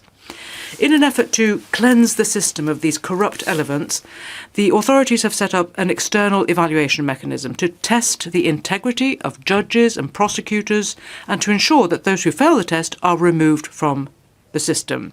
A pre-vetting commission was established back in March 2022. This commission is responsible for selecting members of the High Judicial and Prosecutorial Council, as well as other specialised bodies, and ensuring that they meet these integrity criteria. There were also other developments in the fight against corruption, with the appointment of a new chief anti-corruption prosecutor, as well as amendments to the legislation. We recalled Greco's recommendations in this regard, including for the Parliament, which should adopt a code of conduct. The authorities have also launched investigations to fight political corruption. This includes the case of former President Dodon. President Dodon is currently under judicial supervision. He is accused of illicit enrichment, passive corruption, illegal party financing and treason. Also, 4 former communist MPs and Marina Tauber, a Shaw Party Member of Parliament, who was arrested this summer and is now under house arrest. The report also looks at the situation in the autonomous region of Gagauzia and relations between Chisinau and Comrat, which have been difficult in recent months, and it's not unrelated to the general regional context, we might add. In this report, it was not possible to ignore the general context shared by all our countries, but it has particular impact in a state like Moldova, which is experiencing economic difficulties and a very low GDP. The pandemic had a negative impact on public institutions, which had to face serious health constraints with limited means. And secondly, the country has been facing an energy crisis for 2 years now. Moldova is heavily dependent on Russian gas, the price of which has tripled since July 2021, prompting the authorities to declare a state of emergency to deal with the financial consequences for Moldovan households and to diversify energy sources. Today, the country is facing high inflation, more than 30%, which triggers demonstrations in front of the parliament. The outbreak of war in Ukraine did not help. The country has been confronted with a massive influx of refugees from Ukraine. More than 700,000 refugees have entered the country and about 100,000 are still in the country. The Special Representative of the Secretary-General for Migration and Refugees, Mrs. Kajacik, recalled in her report that Moldova is the neighbouring country that has received the largest number of refugees from Ukraine as compared to its population, 2.3 or 2.5 million approximately. Recently, there's also been a series of hostile and provocative statements by Russian officials and by the de facto authorities in Transnistria. There's also been the illegal annexation of Ukrainian regions by Russia. There's been the partial mobilization of Russians, and this actually affects Moldovan citizens with dual citizenships. All of this has added to their concerns. The application for EU membership and, more recently, Moldova's participation in the European Political Community Summit in Prague are, in this regard, a response to these security threats and a clear signal seeking to promote a European agenda, showing the willingness of the Moldovan authorities to join a major international alliance. NATO membership is not on the agenda, but the European Union is a first step, as Article 42.7 of the Lisbon Treaty provides for mutual assistance commitment in case of aggression. To conclude, the reforms undertaken are going in the right direction. They should be supported. The challenge is to build strong, independent, sustainable institutions free from political interference with sufficient financial and human resources. That has sometimes proved difficult. We recognise that many reforms are underway. We also recognise the difficulties that the current authorities are facing, but it is their responsibility. Although they have a clear and stable parliamentary majority, they still need to ensure an inclusive process, which includes the participation of the opposition, of civil society, and they need to ensure that the rule of law is always respected. We would like to once again underline the excellent, open and fruitful cooperation of the Moldovan authorities, including its parliamentary delegation, with the Council of Europe and in particular with the Venice Commission. It's a very positive thing that the authorities seek and use the expertise of the Venice Commission, because this leads to significant cooperation with the Council of Europe. Finally, if I may, I would like to most warmly thank Mrs. Sylvie Affolter for her essential support throughout this work. Thank you. In order to finish by 7 p.m., I will interrupt the list of speakers at about 6:55 to allow time for the reply and the vote. We now move to the speakers on behalf of the political groups, and the first is Mr. Funke. Is he here? Yes.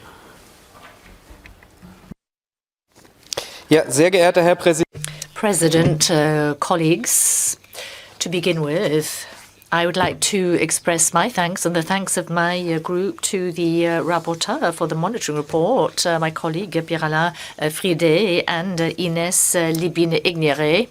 I think we all know that when it comes to the Republic of Moldova, there are major challenges when it comes to democracy.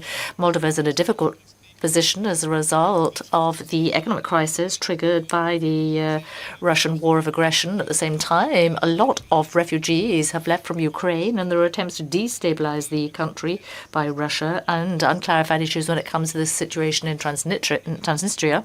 And yet Moldova has decided to show its solidarity with Ukraine and to show solidarity with Europe. I think the Republic of Moldova is a component of our European family, and it is important that we hold out a prospect of European integration to the Republic of Moldova. It is for us now together to support Moldova as it proceeds towards European integration. The current government, I think, takes the rule of law seriously. The removal of high-ranking officials as a result of corruption, the ratification of the Istanbul Convention, the strengthening of anti-corruption authorities, the strengthening of the independence of the judiciary are all important. But I think the report also talks about challenges for the future. How can a democratic state deal with multiplicity of political parties or attempts to undermine the rule of law? It's difficult to ensure a democracy while countering difficult situations. We need to consolidate the rule of law and at the same time defend the rights of those who would prefer to undermine the current system. Now, whether the government of the Republic of Moldova will succeed, we'll see. I think the parties, and this is the normal situation, In a democracy, political parties have to be able to work together. We'll see new figures entering onto the political scene, new presidents, prime ministers. And I think when we see a change in political leadership, then I think it will be a sign of the fact that majority and opposition have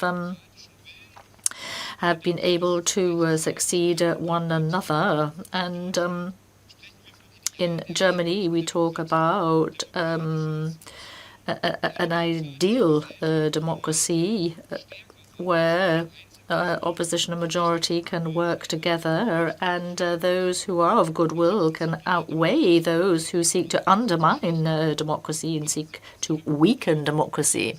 So let us accompany the Republic of Moldova along its path towards greater democracy by exercising criticism, but at the same time extending our support. And now the next speaker is Madam Kalnina Lukashevika. Madam.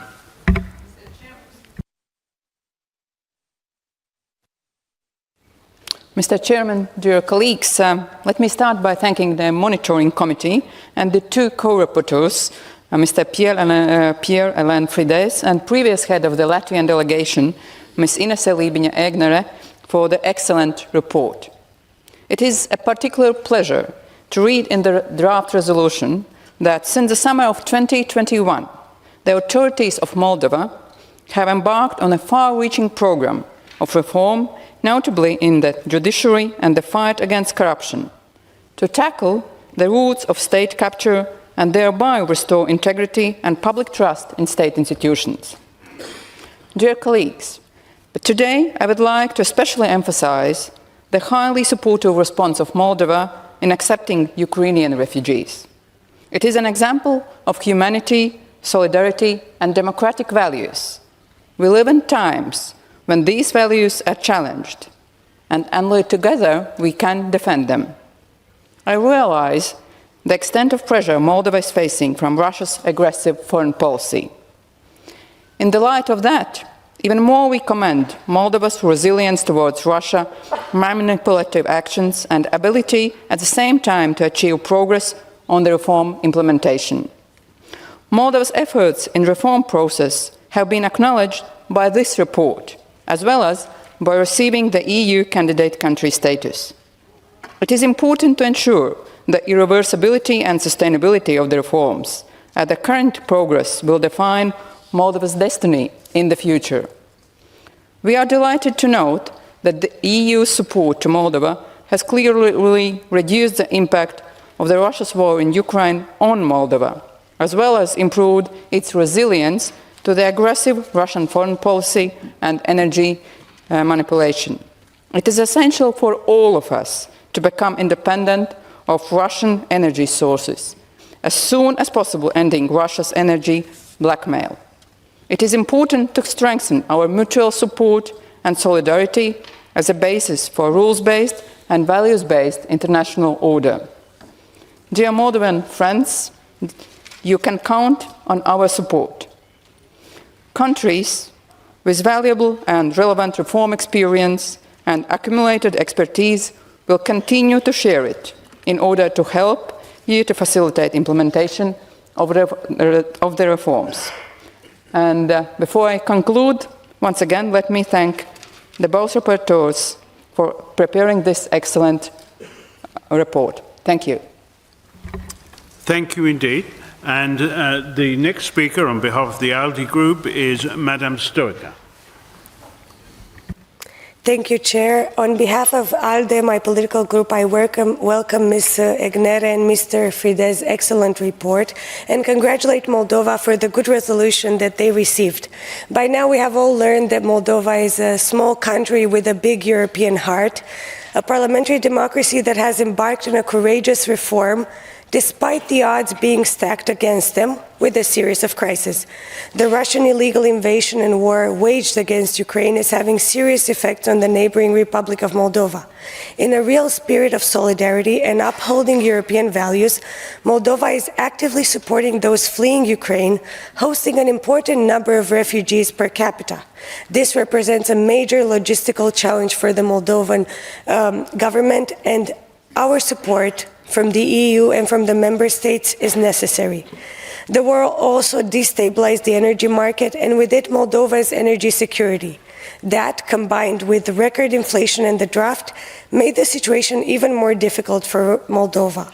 Despite these challenges, the Moldovan government is strongly committed to delivering on its clear reform goals, notably as regards to its judicial reform, public administration reform, and the modernization of the economy to benefit the people of Moldova.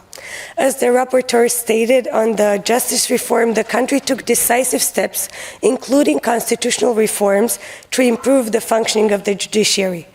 Moldova has also made significant progress in the freedom of the media, passing a special law to combat fake news and propaganda. In regards to the political criteria, Moldova has a solid foundation in place to reach the stability of institutions guaranteeing democracy, the rule of law, human rights, and respect and protection of minorities. The parliamentary nature of the democracy has also been confirmed by recent competitive elections at parliamentary and presidential level, as the PACE delegation of observers such as myself were able to witness. We continue to support the Republic of Moldova on its path towards European integration.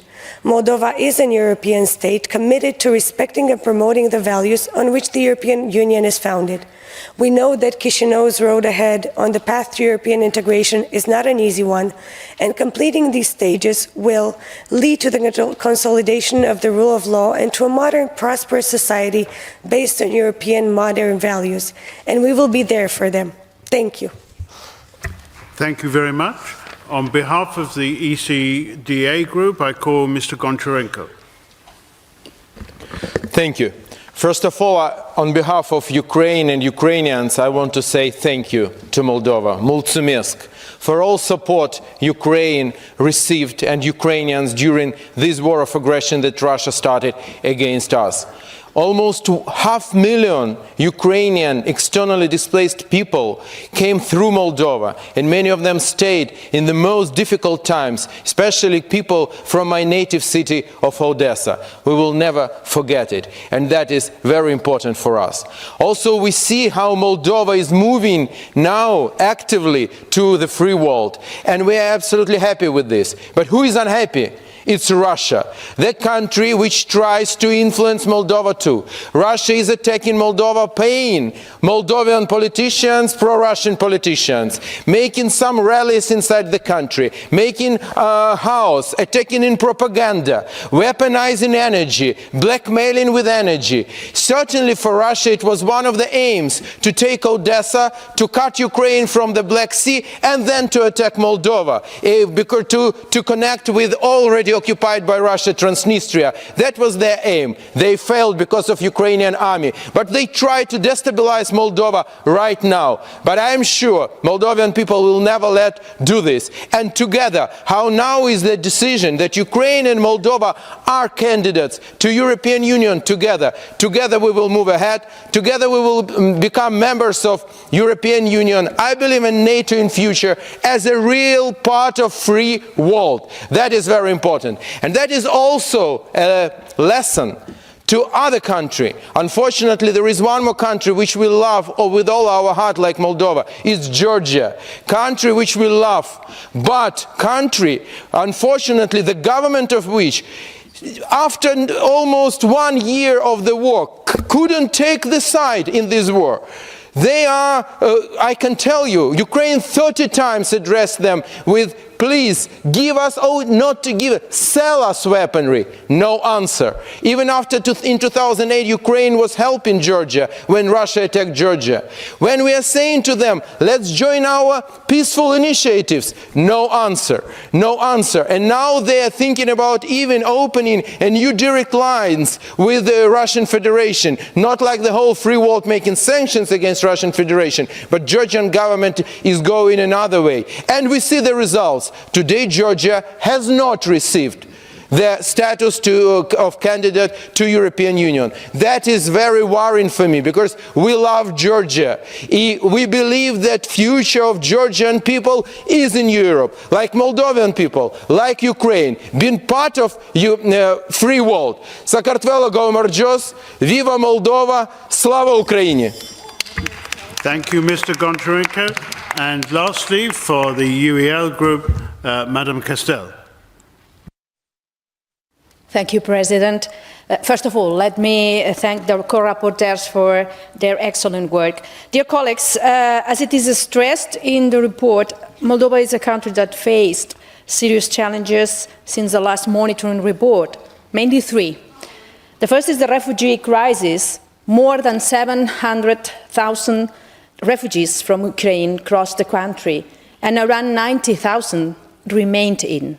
The second one is the energetic crisis, with one of the highest energy prices in Europe.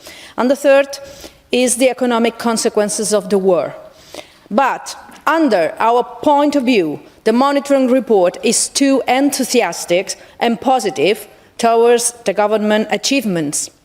There's still a lot to be done to fulfill all the commitments. The democratic institutions are still not functioning properly.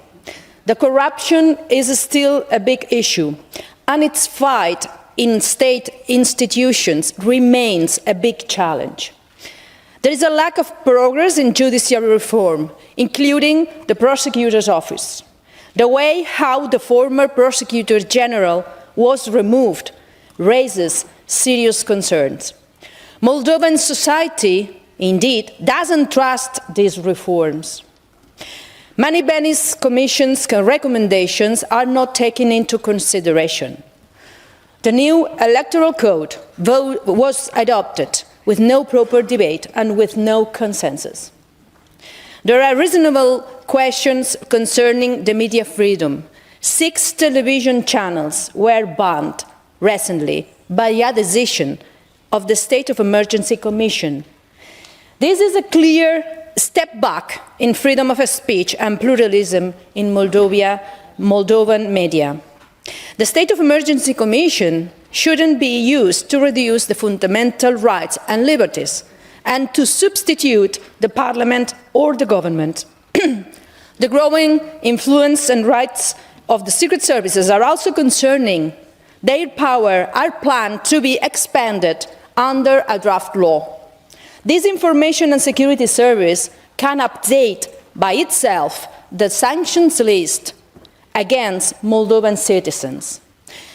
We do believe, colleagues, that the monitoring process of Moldova must go on. It's for what I exposed that we believe that it's of utmost importance to follow up closely the future local elections, the state of the rule of law, and the democratic freedoms. Thank you very much. Thank you. And that brings to an end the speakers from political groups. We move on to the main part of the speakers list. And I start with Christophe Lacroix. La parole est à vous. Merci, Monsieur le Président. Thank you very much indeed, President.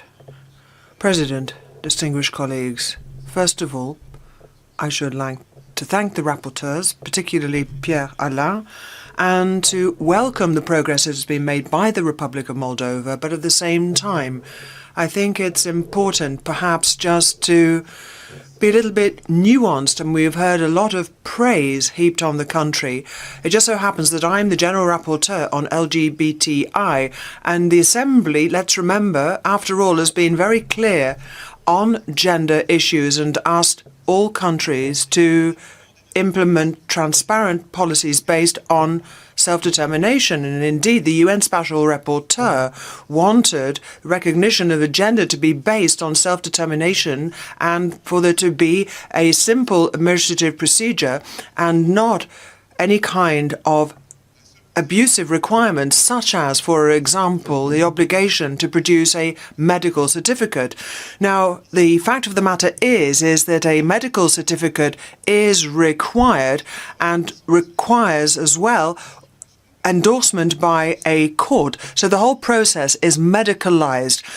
a diagnosis of transsexualism would then be given after an in-depth medical organization, and applicants, as I say, would then have to await a court decision.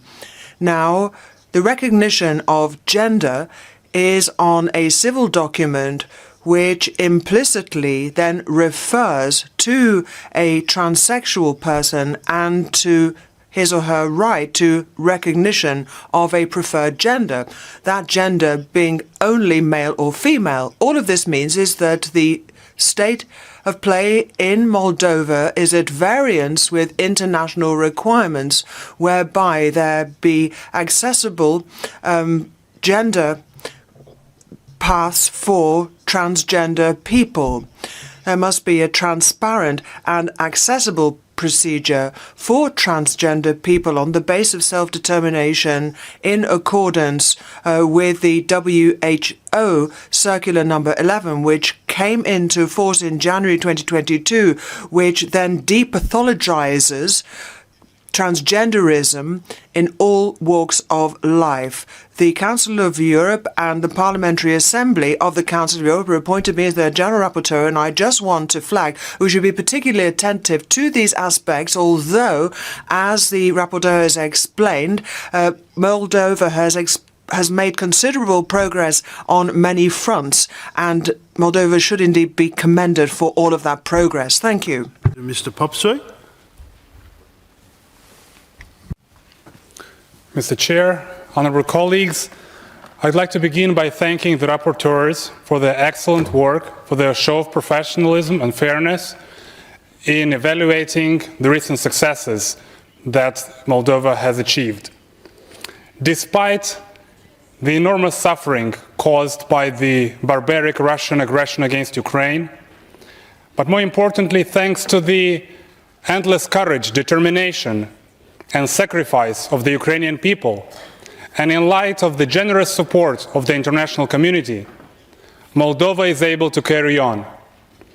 And not only is Moldova carrying on and providing support to the largest number of refugees per capita, being the small country with a big heart, but the country is also able to implement substantive reforms, first and foremost in the justice sector and combating corruption.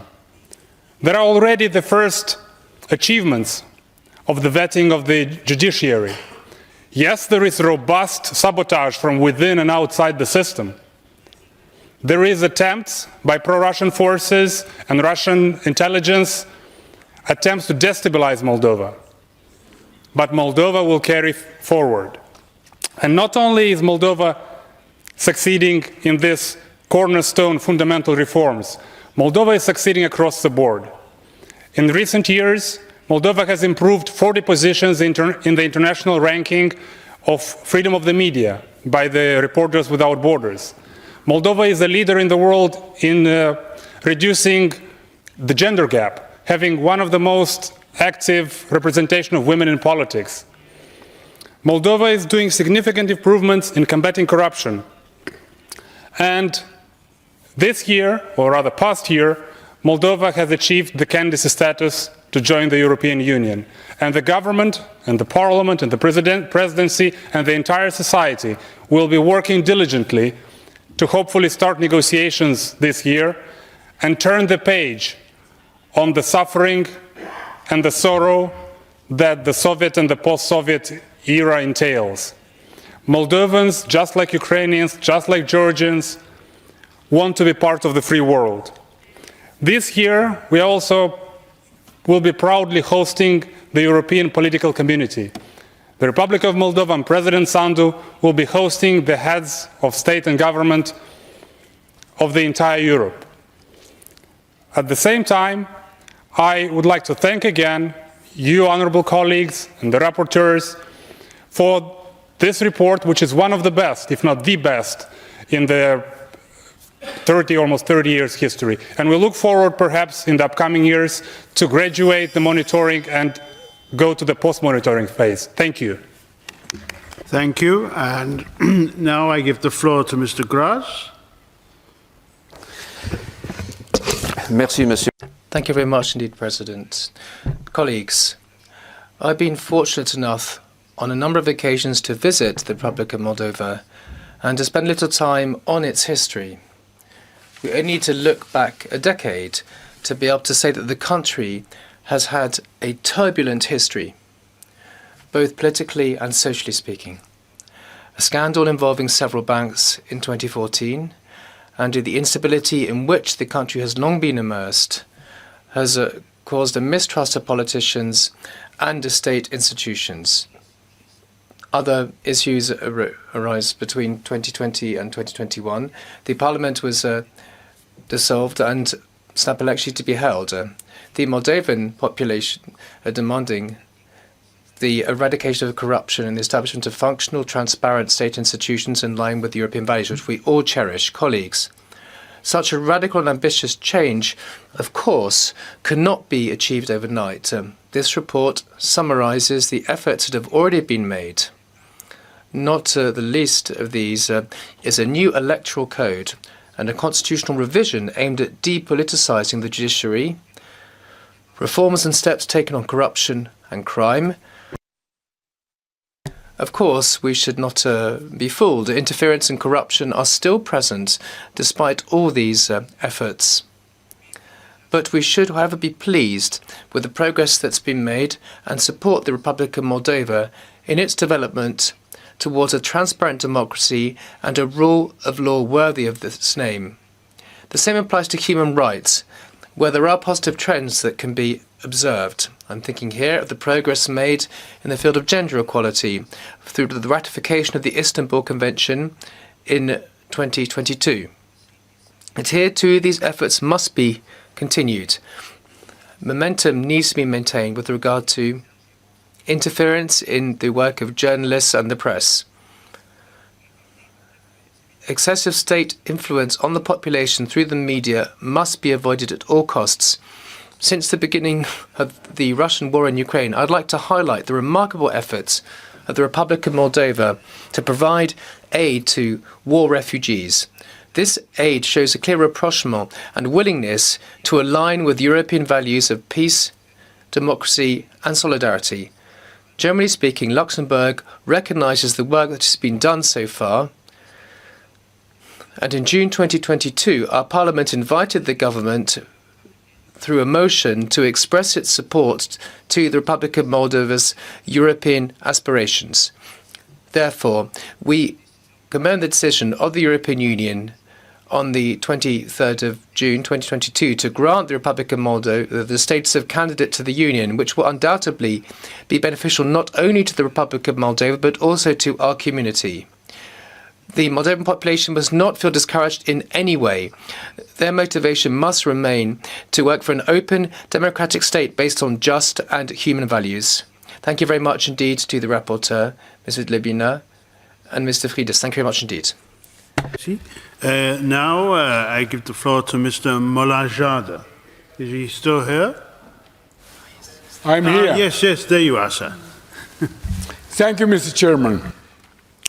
Ladies and gentlemen, people of Moldova express to the world what they want, electing young, dynamic president which choose a path of reforms, changing Moldova according to European standards and intensify accession process. Immediately, Moldova faced a lot of problems. Problem related to energy, problem related with very sophisticated technology, using oligarchs for destabilization situation in Moldova. Stop reforms, not allow, provide anti-corruption measures, and this situation, Moldova in a very difficult situation because of war in Ukraine, flow of refugees, and I definitely believe that Moldova needs support. One of the forms of support is possible European sanction and European criminal investigation regarding oligarchs. which freely are in Europe. Just the same situation happened in Azerbaijan when Russia said Ruben Vardanyan, he's a tricky guy who provides money laundering in Europe, laundering of dirty money of Russian oligarchs and bureaucrats. He came to Karabakh with this goal to start war again. And this oligarch situation also we face in time in Ukraine when Medvedchuk was a puppet who tried to stop Ukrainian development toward Europe. Now a lot of people talking about here about Lachin corridor, but Ruben Vardanyan, Russian crook oligarch, every month passing this corridor, coming to Europe, and there were information about his involvement in corruption scandal in European Parliament. A lot of dirty money working against countries who would like to be free, and Moldova needs support.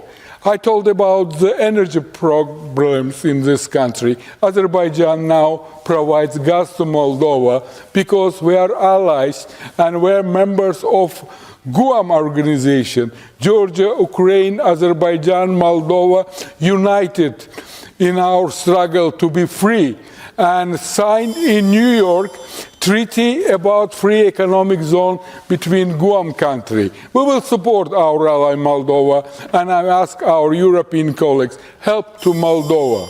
Moldova deserves freedom. Thank you. And now Mr. Groza. Thank you, Mr. President.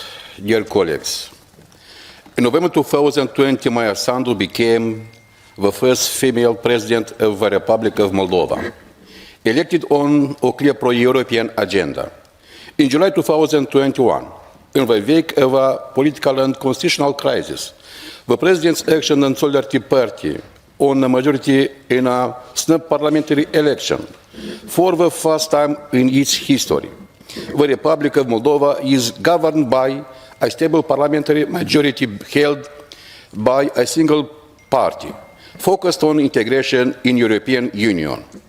A series of actions and reforms were swiftly launched by the newly elected authorities to cleanse the system from its corrupt elements and put an end to the state-kept but Russia aggression against Ukraine.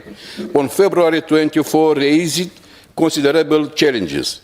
This conflict has been added to the energy crisis and management of COVID-19 pandemic that has disrupted economic cooperation with neighboring Ukraine and led to high inflation rates around 30%, that directly affect the population of the Republic of Moldova. At the same time, the war caused a new refugee crisis. You can firmly say that the Republic of Moldova successfully managed the refugee crisis when its citizens opened the doors of their homes to host Ukrainian families who fled and are still fleeing the war. Following the outbreak of war, the Moldovan authorities applied on 3rd of March 2022 together with Ukraine and Georgia to the European Union. In this context, a National Commission for European Integration was created and adopted an action plan for meeting the conditions linked to Moldova states as European Union candidate country. The regional context, the measurable pressures generated by the Russian Federation on energy matters, and when the consequences of the war have placed the Republic of Moldova in a very difficult situation, which the authorities are trying to manage with calm and resilience. In this context, we welcome the close and fruitful cooperation of Council of Europe, in particular the Assembly and the Monitoring Committee, as well as the Venice Commission with the Moldovan authorities. The current authorities of the Republic of Moldova are firmly determined to make every effort to succeed in promoting and implementing the reforms to make possible the irreversible accession and integration in the European Union. Only on the great family of Europe we see our future and security. Thank you. Thank you. Now the next speaker will have to be the last speaker, and I call Zeynep Yildiz from Turkey. Thank you, dear President, dear colleagues. Turkey does not have a common border with the Republic of Moldova, as you all know. Yet we always consider Moldova as our neighbor and support its territorial integrity and sovereignty. We also support Moldova's commitment to European integration and welcome the granting of the European Union candidate country status of Moldova. As stated in the report, Moldova carries out a reform process to restore the independence of judiciary, trust in the state institutions, and fight against corruption. We commend the country's efforts to consolidate its institutions and reform process. Nevertheless, I believe it will benefit Moldova to cooperate more with European institutions in the ongoing reform process. Although the European Union accession negotiations will contribute to this process, cooperation with the Council of Europe institutions should be maintained in order for the reforms to be implemented on the basis of Council of Europe standards. All in all, Moldova's deeper integration with European institutions will help to improve welfare and well-being of Moldovan people, including our kinsmen Gagavusians. The Gagavuz people constitute a special bridge between Turkey and Moldova. We always want to see a prosperous Gagavuzia in a strong Moldova. We would like the Gagavuz people to preserve their cultural identity and territorial autonomy while they are fully integrated with Moldova. And this can only be achieved through an inclusive approach by Moldovan authorities. With regard to the Romanian language learning, an issue addressed in the report in relation with the reforms in the field of democracy, I would like to inform you that Turkey always encourages Gagavuz people to learn Romanian and Gagavuz Turkish. There are projects such as building of an educational complex undertaken by the Turkish Cooperation and Coordination Agency in Comrat in line with this understanding. In conclusion, I wish the upcoming elections this year for the office of Başkan of Gagavuzia will bring the best results for building trust and strengthening the relations between Chisinau and Comrat. Thank you. Thank you, Madam Yildiz. I must now, unfortunately, interrupt the list of speakers. The speeches of members on the speakers list who have been present during the debate but have not been able to speak may be given to the table office for publication in the official report. I remind colleagues that typewritten text can be submitted electronically if possible, no later than 4 hours after the list of speakers is interrupted. And I now call Mr. Frides. Vous avez 3 minutes. You have 3 minutes. Merci, Monsieur le Vice-Président.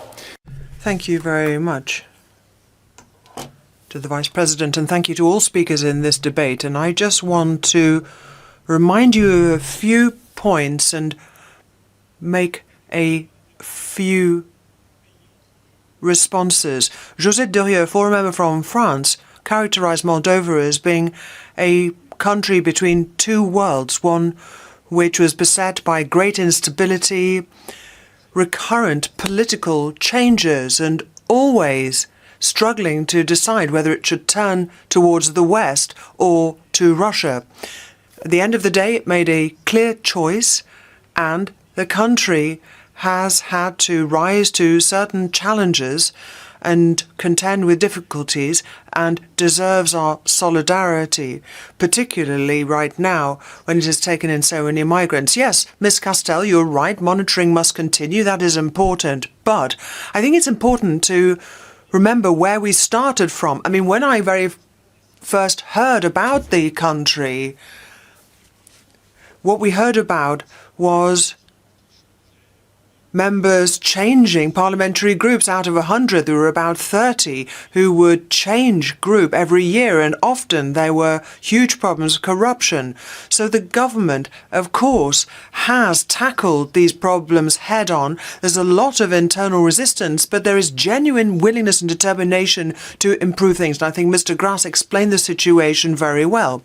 Now, the majority party, let's call it that, bears a great deal of responsibility, and via the Venice Commission and ourselves, all the support that we can give them, they wish to build a robust state which is fully in compliance with the rule of law. Yes, it's quite true that TV stations were closed down, but that was during a time of war and a state of emergency. This is a very fragile country after all. It doesn't have an army and is not very well situated geographically. You've got Transnistria, where there are between 2,000 and 3,000 Russian soldiers, and it is true to say that the Russian authorities broadcast fake news to the Russian-speaking population.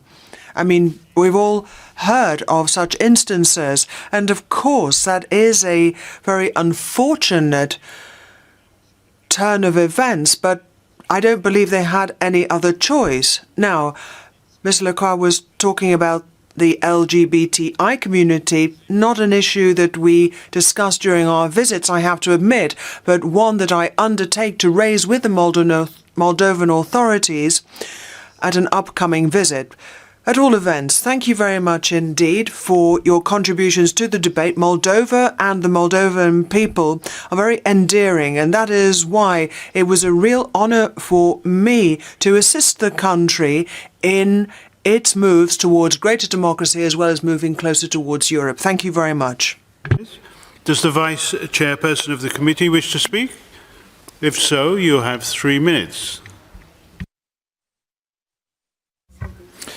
Thank you very much, Mr. President. I would like to thank and congratulate our rapporteurs, Mr. Fides and Ms. Libina Ingene, for the report submitted today. Our committee has been following the latest development in the country with great attention. The rapporteurs have witnessed the dramatic contemporary development while preparing this monitoring report. The outbreak of the war in neighboring Ukraine has had dramatic effects on the country. Therefore, this report is not an ordinary report. I would like to thank the rapporteurs for taking into account the impact of the war on Moldova, including the massive arrival of refugees, the energy crisis, the geopolitical pressure and hybrid war against Moldova, and their consequences of the functioning of democratic institutions. The report makes an accurate description of the consequences of the war and the commitments of the authorities to continue the reforms despite the difficult circumstances. I would also like to extend my gratitude to the Moldovan people for their generous hospitality when they accepted nearly 100,000 refugees. In 2020 and 2021, the Moldovan people have expressed a clear choice in favor of the European integration. The report describes the reforms launching in area which are the key for the role of rule of law and democracy. And at the same time, it illustrates the challenges still faced by the country. As the Vice President of the Monitoring Committee, I would like to commend the excellent cooperation of our rapporteurs and the authorities and the active role of the Moldovan delegation in our committee. Today, the report which is submitted to you is a result of the committed work of our rapporteurs. Despite the dramatic changes of circumstances, the rapporteurs have elaborated a comprehensive report and proposed a detailed draft resolution unanimously approved by the Monitoring Committee. Dear colleagues, I would like to thank again our rapporteurs, but also our Moldovan colleagues, both from the majority and from the opposition, for their constructive attitudes to the committee. The Council of Europe is based on cooperation, and we appreciate the value the important support of the Council of Europe to the democratic developments of the country. I invite you to support this draft resolution. By doing so, you will express the support of the Assembly to the Republic of Moldova to strengthen its democratic and human rights-oriented reforms. Thank you very much for the attention. Thank you very much. The Committee on Monitoring has presented a draft resolution. This can be found in document 15680, to which no amendments have been tabled. So we will now proceed directly to the vote on the draft resolution, for which a simple majority is required. The vote is now open.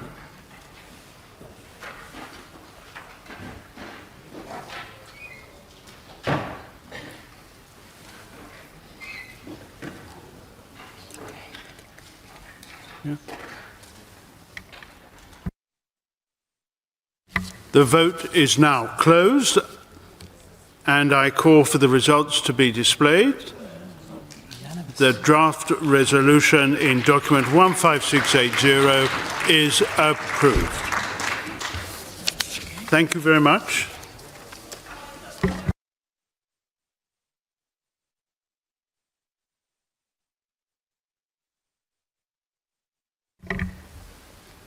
Just for the technical reason. So my vote today for the resolution 2484/82, legal and human rights aspects of the Russian Federation aggression against Ukraine, was not considered. So I want to fix my position that I was in favor to vote for this resolution. Thank you.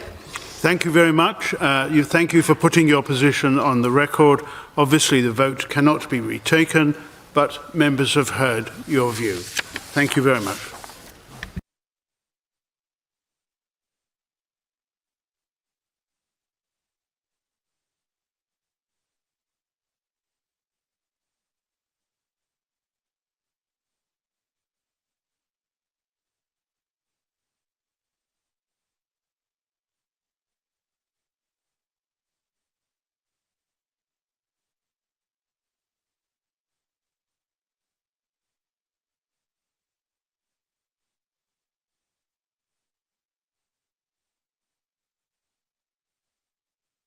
Dear colleagues, the final item of business this afternoon is a current affairs debate on addressing the humanitarian consequences of the blockade of Lachin corridor. Speaking time in this debate is limited to 3 minutes sharp for all members except the first speaker, chosen by the Bureau, who is allowed 7 minutes. In the debate, I first call Mr. Pierre-Alain Frides. Pierre-Alain, vous avez 7 minutes. You have 7 minutes, Pierre-Alain. Thank you very much indeed, President. The Lachin corridor is a strip of territory about 5 kilometers in width, which connects 65 kilometers of the Armenian border with the territory known as Nagorno-Karabakh, or Artsakh by Armenia, and Karabakh by Azerbaijan. It is a strategic location that was a subject to special provisions during the negotiations that followed the fighting in 2020. The tripartite agreement of the 9th of November 2020 laid down in its Article 6 the obligation for Azerbaijan, which had control of this location, to, and I quote, guarantee the security of persons and vehicles moving in both directions. A blockade of this territory began on the 12th of December last year when Azerbaijani nationals blocked the only road connecting this territory inhabited by some 120,000 Armenians to Armenia, a vital road for this population. The blockade is located in an area that is under the responsibility of the Russian peacekeeping mission. In preparing this intervention, in addition to explanatory letters from both sides, I've relied on the text of a decision handed down by the European Court of Human Rights, which decided on the 21st of December 2022 to take interim measures, asking the government of Azerbaijan to take all measures at their disposal to ensure free passage through the Lachin corridor for persons seriously ill and in need of medical treatment in Armenia, or for persons stranded on the road without shelter or means of subsistence. The issue at the root of the situation, according to Mr. Saidov's letter sent to me, is the Azerbaijani government's formal request in early December to halt the allegedly illegal mining in Nagorno-Karabakh, which is causing environmental damage. This request by the Azeri government has reportedly been ignored, and according to Mr. Saidov's letter, this has caused legitimate indignation among Azeri environmentalists who, since the 12th December 2022, have been staging, according to him, a peaceful demonstration spontaneously to prevent the use of this road for improper purposes. In the term improper, the Azeri delegation also includes the sending of ammunition and mines to Karabakh by the Armenians. The Azeri side denies all accusations that the road is completely blocked. Medical vehicles, according to them, pass through without any problem, as do 40 to 50 vehicles a day in both directions, transporting food and other essential goods. According to this, therefore, basic humanitarian needs are being met. The situation, however, would seem to be profoundly different according to the information provided to us by the Armenian camp, which considers that there's a real blockade organized by pseudo-demonstrators using mining as a pretext. According to them, everything has been orchestrated by the Baku authorities. According to their version, the Azerbaijani government has blocked the daily import of several hundred tons of essential goods, including basic necessities, food, medicines such as insulin, fuel, products regularly imported into Karabakh from Armenia. The situation is reportedly serious and the humanitarian crisis is worsening daily. The work of social services and access to healthcare are reportedly hampered by the lack of resources, with the most vulnerable, young and old people being put at risk and human suffering becoming more widespread. The shortage of food and other goods is becoming more and more noticeable, with the appearance of ration coupons. In addition, during these cold winter months, there are reports of temporary cuts in gas and electricity supplies, seriously exacerbating the situation of the populations concerned. Thousands of children are being deprived of their right to education. Their schools are being closed down because they have no heating. More than 1,000 people are reportedly blocked along this road, unable to return home. In addition, hundreds of children have been separated from their families. There are reports of disruptions in access to telecommunications and the internet. At times, the population of Nagorno-Karabakh is said to be cut off from all communication with the outside world. According to the Armenians, the corridor is still closed today, with only a few international Red Cross vehicles allowed to transport a limited number of very sick patients to Armenia. For the Armenians, this is therefore a clear violation of the tripartite peace agreement of the 9th of November 2020, which is supposed to ensure full freedom of movement of citizens, vehicles and goods between Armenia and Karabakh through the Lachin corridor.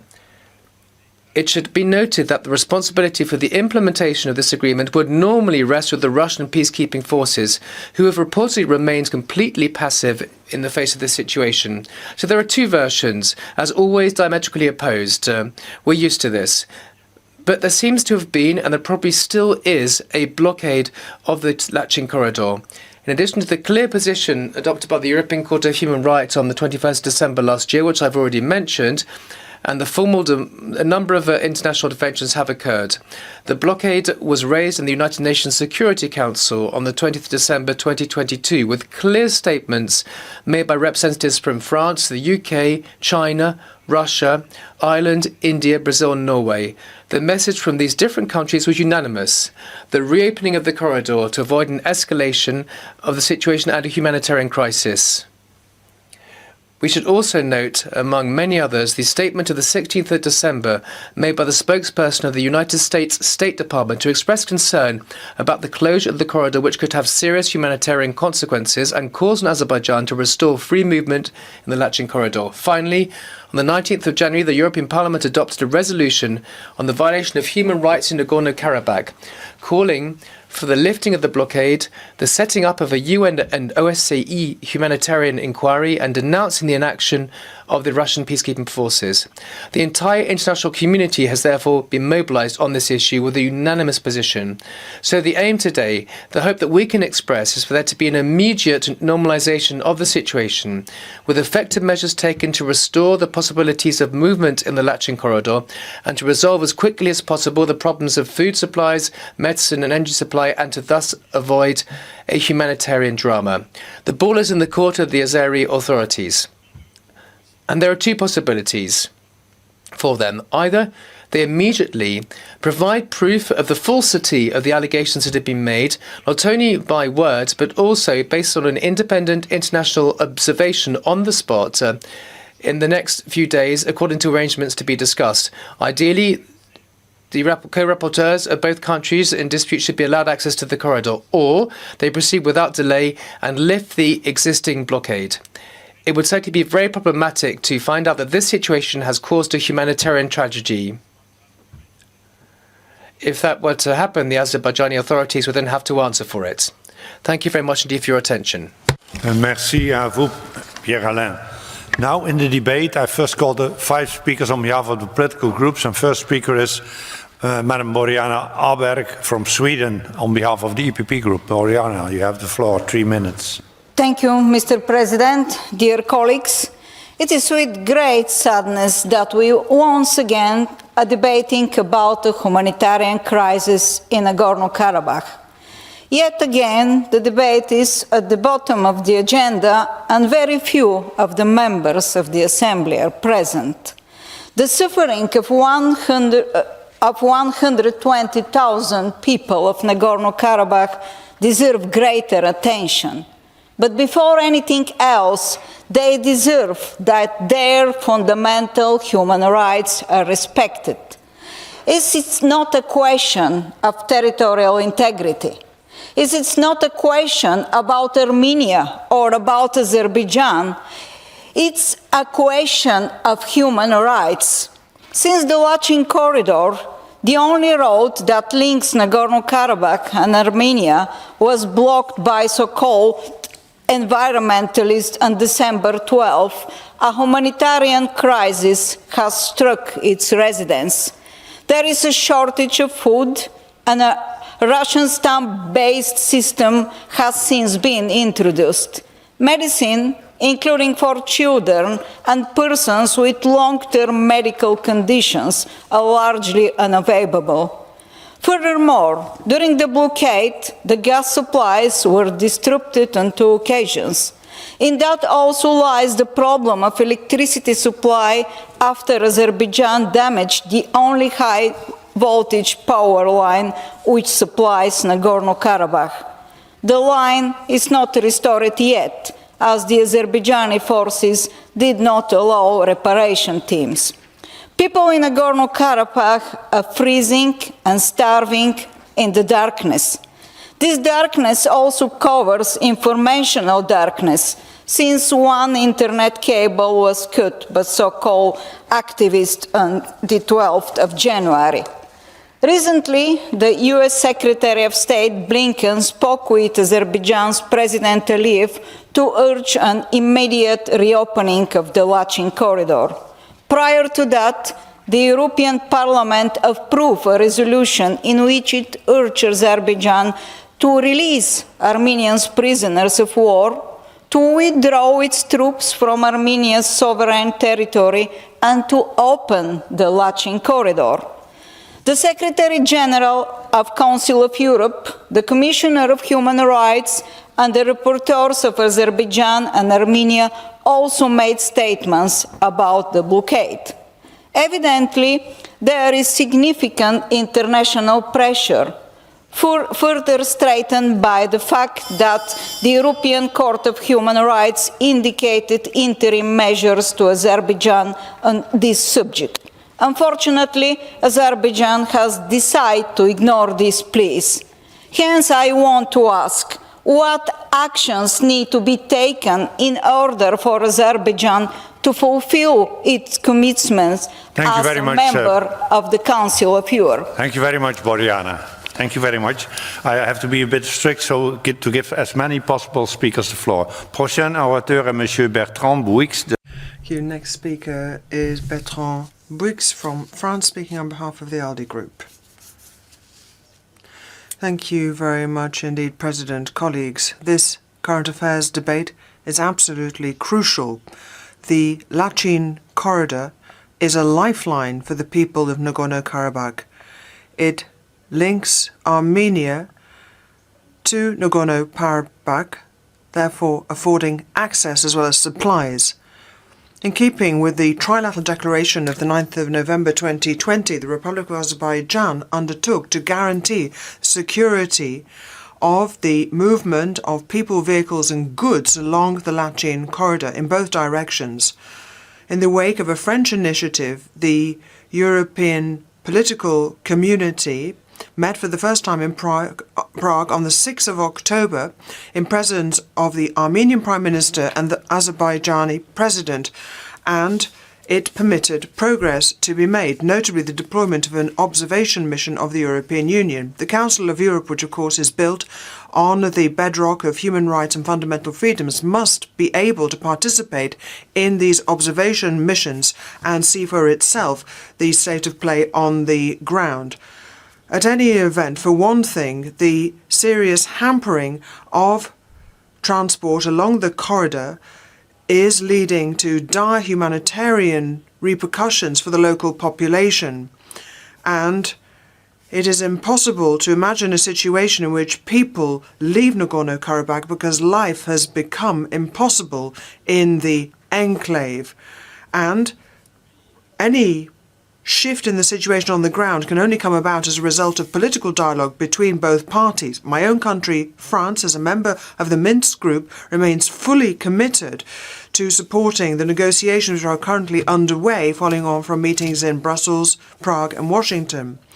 When it comes to us as European countries, particularly EU members, we have to keep the advantage on both sides. We have to maintain cooperation, particularly economic cooperation. Azerbaijan, of course, supplies gas to the EU, but at the same time, we should remember that our continent is a community which shares respect for human rights, democratic principles, fundamental freedoms, and freedom of expression in particular. And that is why I hope that the Azerbaijani population, as well as Armenian people wherever they live, will be afforded those freedoms, and I call on the countries of our continent to commit to settling the conflict, which has been forgotten somewhat but has gone on for too long. From the United Kingdom, and she speaks on behalf of the European Conservatives. Jill, you have the floor. I'm deeply saddened to hear that hundreds of people have died in and around Nagorno-Karabakh in recent months, and that the situation there is degrading further. I understand that the origins of the conflict between Azerbaijan and Armenia in this region can be traced back almost a century, rekindled by the fall of the Soviet Union and boiling over into two terrible wars in the last 30 years. But what have these wars achieved? They've not yielded anything like a permanent settlement or a positive relationship between the countries. Even the prisoners of war are unreturned. If these countries want to live at peace with each other as good neighbours, they must find a way to talk to each other with honesty and in good faith. I call upon the governments of Azerbaijan and Armenia to engage with the efforts of the OSCE to secure peace and stability. What we have now is a slow march into a humanitarian disaster that we must avert. Regardless of their motives, the protesters blocking the Lachin corridor are only helping to worsen the growing crisis. I urge all parties to the trilateral statement of the 9th of November 2020 to reaffirm that the Republic of Azerbaijan shall guarantee safe movement of people, vehicles and cargo in both directions along the Lachin corridor. This is the key to keep the situation within the framework of the rules-based international order, as opposed to slipping back into further chaos and conflict. Any movement in that direction must be stopped. It is unthinkable that this region will enter into a further period of violent conflict, and what will happen to those who will pay the price if this happens. I urge Armenia and Azerbaijan to save their people from future further catastrophe. For people to live as neighbours tomorrow, they must act as friends now. I am in no doubt that rights and wrongs have been committed and suffered by both sides. But the only way to protect the innocents who will suffer the terrible and inevitable harms of conflict is by reconciliation and a willingness to move forward, drawing a line and creating a positive narrative.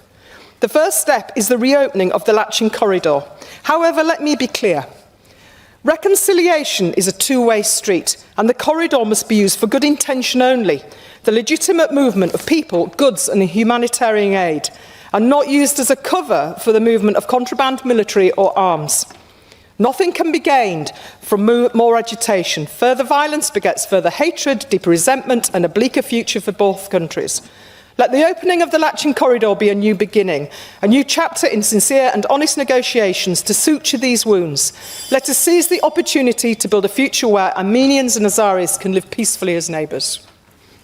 Thank you very much, Jill. Now we are going to listen to Mr. George Katrougalos from Greece, and he speaks on behalf of the Unified European Left. George? Thank you very much, Mr. Chairman.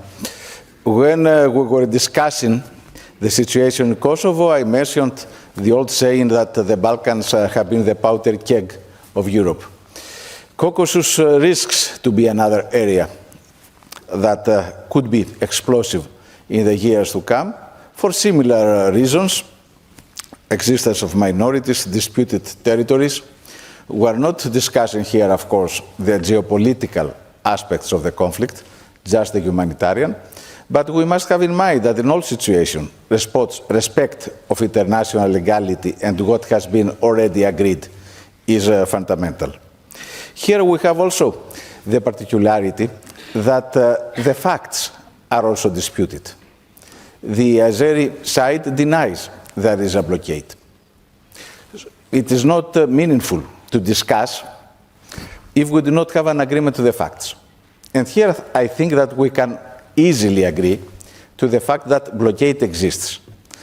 The possibility of some vehicles of the Red Cross to carry some patients at life-threatening situation does not mean that the corridor is open.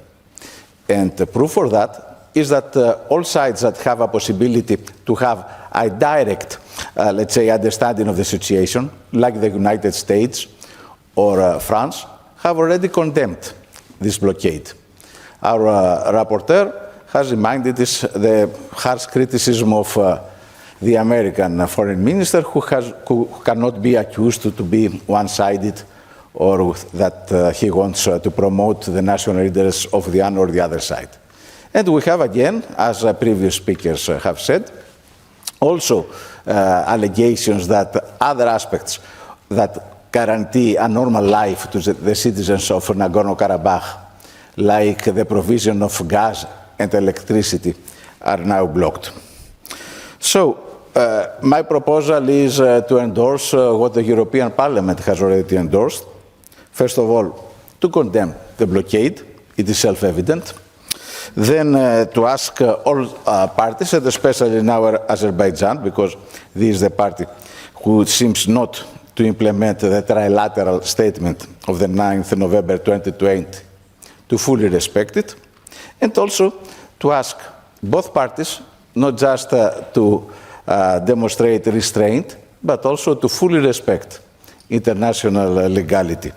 And also what has been agreed till far. For instance, the statement of Minsk Group co-chairs of the 15th of November. And also this organization can be a forum of reconciliation and not just a confrontation between the two countries involved. Thank you, Mr. Chair. Thank you, George. And now the last speaker on behalf of the political groups is Mr. Konstantinos Efstasiou from Cyprus, and he speaks on behalf of the group of Socialists, Democrats and Greens. Konstantinos. Thank you, Mr. Chair. There are cases when we must be clear, when humanitarian issues are involved, we have to be rigid. That is why we call on the Azerbaijani authorities to ensure freedom of security of movement along the Lachin corridor in accordance with the trilateral statement of 9 November 2020. Restrictions to freedom of movement in this strip of land are causing significant distress to the local population and has the potential to create a humanitarian crisis. Access and supplies to the Nagorno-Karabakh must be unconditionally restored, and Azerbaijan must honor the trilateral agreement and guarantee the safety of people, vehicles and goods moving along the corridor. This is the sole road connecting Armenia to Nagorno-Karabakh. As a result of the blockade, thousands of people are stranded and unable to reach their homes, including children. This alarming situation threatens to derail the fragile peace process and may well lead to a resumption of violence. This could have disastrous consequences, impacting not only people of Armenia and Azerbaijan, but the wider South Caucasus region and beyond. As member states of the Council of Europe, in accordance with our values and principles, we call upon the Azerbaijani authorities to immediately open the corridor and desist from any action that could fuel further tensions in an already volatile situation. I have personally visited Azerbaijan twice, and I have never been to Armenia. I can assure that Azerbaijani people are gentle, polite, and tolerant. This is why I'm so frustrated with the situation in Lachin and the deliberate acts which seek to victimize amachos. Amachos is a Greek word for the people who do not carry arms and cannot defend themselves. That is a mother who cares for her children, the family man who cares for his parents, or the child that needs protection, food, and shelter. Victimized just because they are Armenians or Christians. After all, we all deserve a better future in Europe and in the whole world worldwide, notwithstanding our ethnicity, nationality, language, or religion. Leaving people starving, freezing without medicine, electricity, water supply, nor dignity actually amounts to an act of genocide. One of the elements defining genocide is deliberately inflicting harsh conditions of life calculated to bring about the physical destruction of a group. Dear colleagues, we are at the tipping point of the genocide. Let us not victimize people in order to gain political terms or for reasons of national interest. Every single person in this world deserves to live in dignity and in full respect of their human rights. The message must be clear. Stop the Lachin blockade. Thank you, Konstantinos. Next in the debate, I call Mr. Kimmo Kiljunen from Finland. Kimmo. Mr. President, I would like to start to saying pity, pity, pity. Session after session, at the final days, we have the discussion about the desperate conflict between two nations, Azeris, Armenians, who have lived centuries close to each other, that there is a war, tensions, and problems. That is very pity. Now we do have the discussion about the potential major blockade of Lachin corridor and total blockade of the Nagorno-Karabakh as a whole. And obviously, if that is fully implemented, the blockade, there is a major humanitarian crisis, even catastrophe, which we will witness. So this is a very, very warning situation. Unfortunately, we hear contesting parties interpreting the situation totally differently. And you will soon hear the interpretations and differences. We hear that the Lachin corridor is closed and no transport, including maybe a few ambulances, but no transport whatsoever. Nagorno-Karabakh is isolated also. Otherwise, the gas lines have been cut, the power lines have been also cut, etc., etc. Major problem, 120,000 people living in these type of conditions and isolation. That argument is there. And the other side is saying there is actually only control, that there will be no military traffic vis-a-vis from Armenia to Nagorno-Karabakh, otherwise no problems, supposed to be no problems. If there are problems, the problems are not Azeris. That's the argumentation. Azeris officials or even civic society people, the problems are Russians, Russian mafia, etc., etc. Even eco-activists have made the blockade there, etc. Ladies and gentlemen, Mr. President, there is a total confusion. We have a confusion.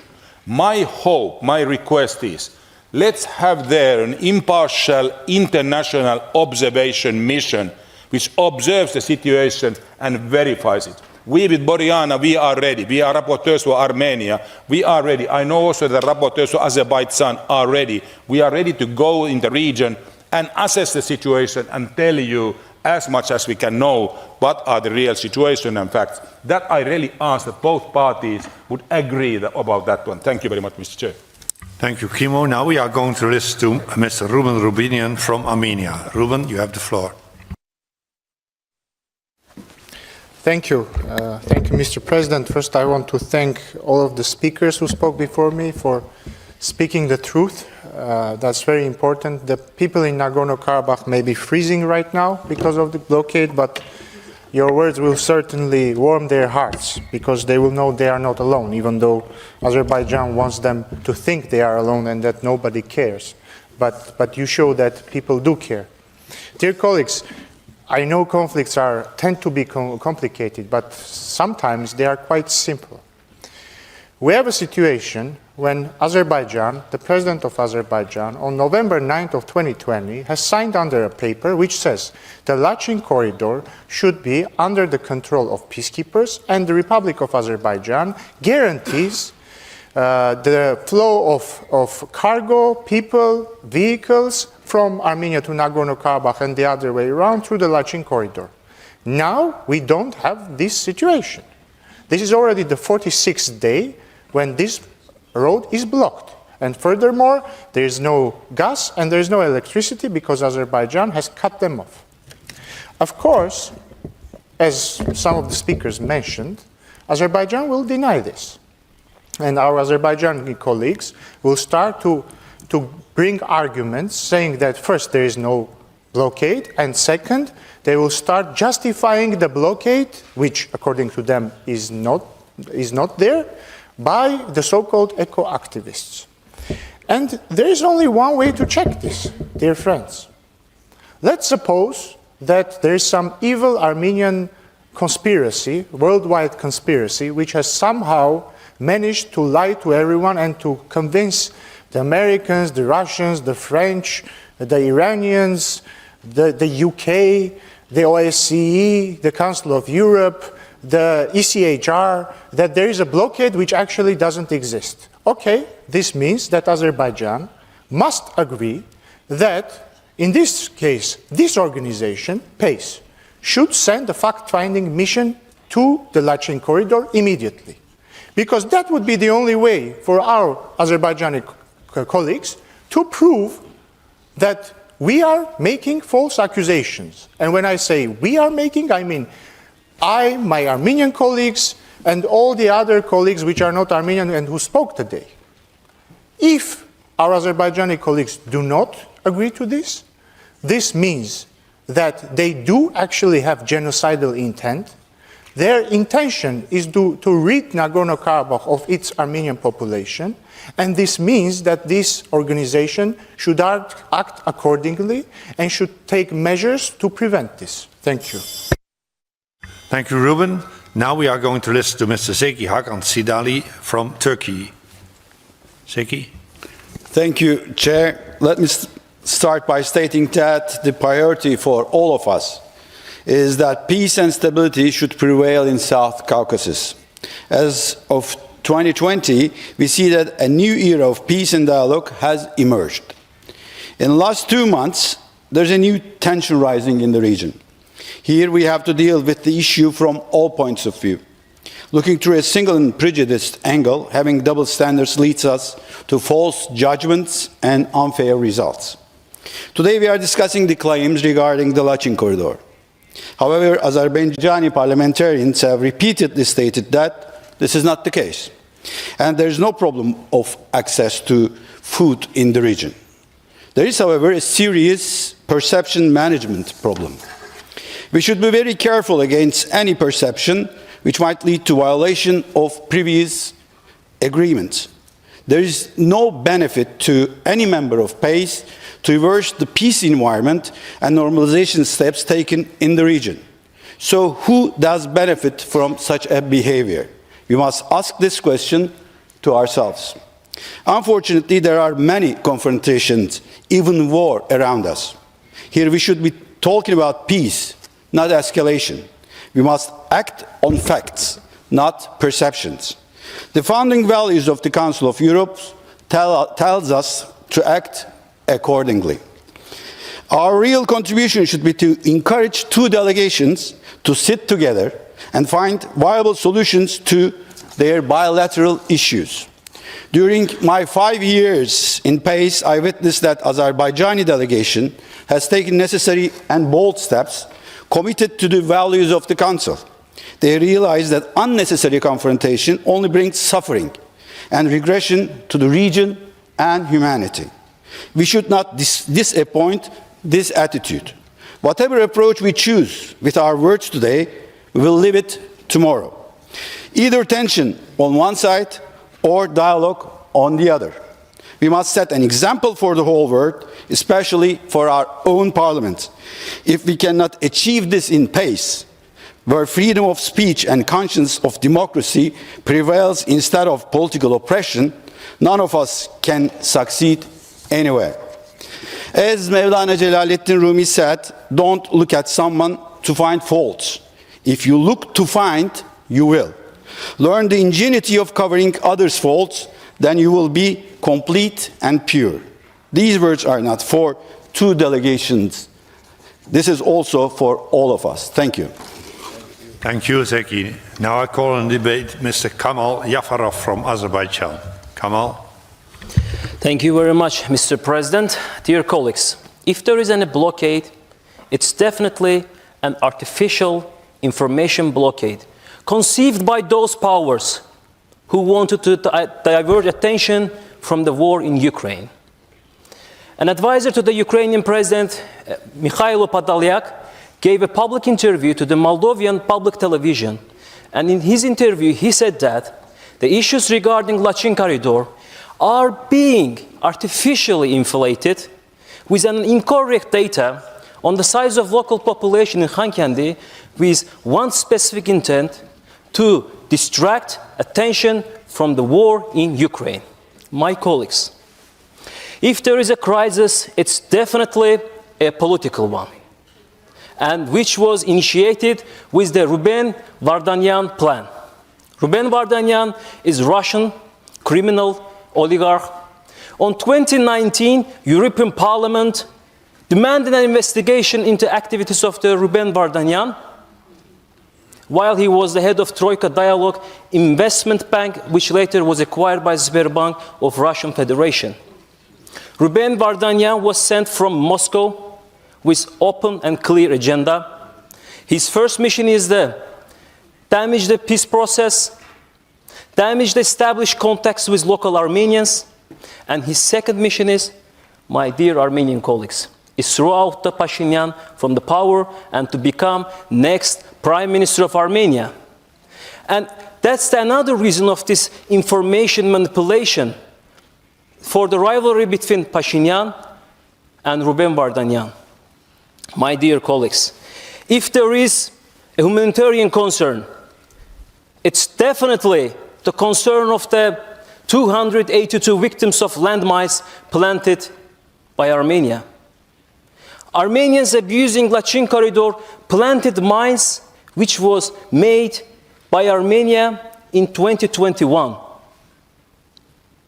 A number of the cars are passing through the Lachin corridor in last 2 months are 3 times more than a member of this parliamentary assembly. Is more than 1,000 cars, including peacekeeping, International Red Cross, even including civil Armenian cars. But the number of the cars are passing through the Zangezur corridor is 0, which Armenia also promised to open into trilateral agreement. My message is to the local Armenians in Khankendi. Throughout the Ruben Vardanyan, yourself for yourself. Our message to the Pashinyan, don't believe false promises made by France. The whole world already seen how the France kept his promise for Ukrainian cause. Thank you very much. Thank you, Kamal. Now I call on the debate Mr. Domagoj Hadjukovic from Croatia. Domagoj, you have the floor. But I do not see him with us, so next we call in the debate Mr. Vladimir Vardanyan from Armenia.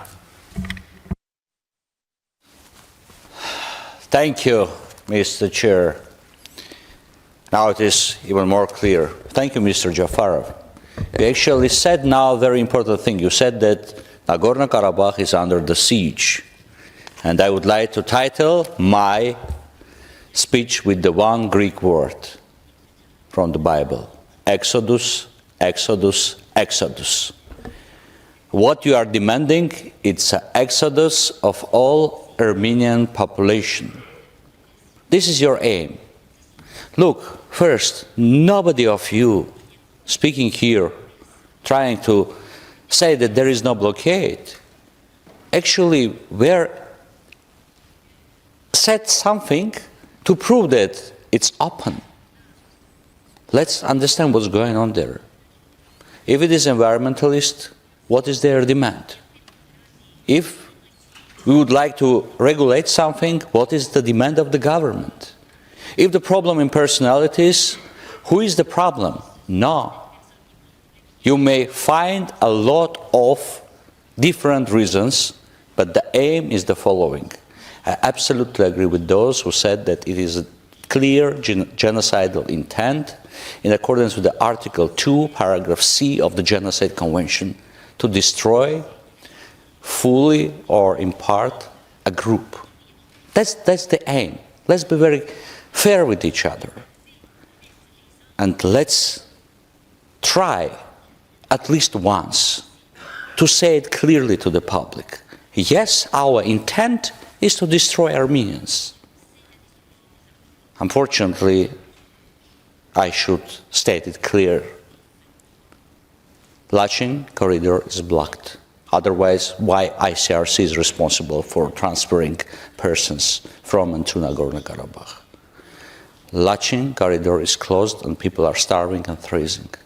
Lachin corridor is closed and 120,000 Armenians next door to the genocide. And if you're against all of this, let's agree. I am on behalf of each and every Armenian can state that we agree to admit any diplomatic, high rank, lower rank mission in Armenia in the Lachin corridor. Let's show to the world what is going on there. This is the demand of humanity. This is the demand of the values of the Council of Europe.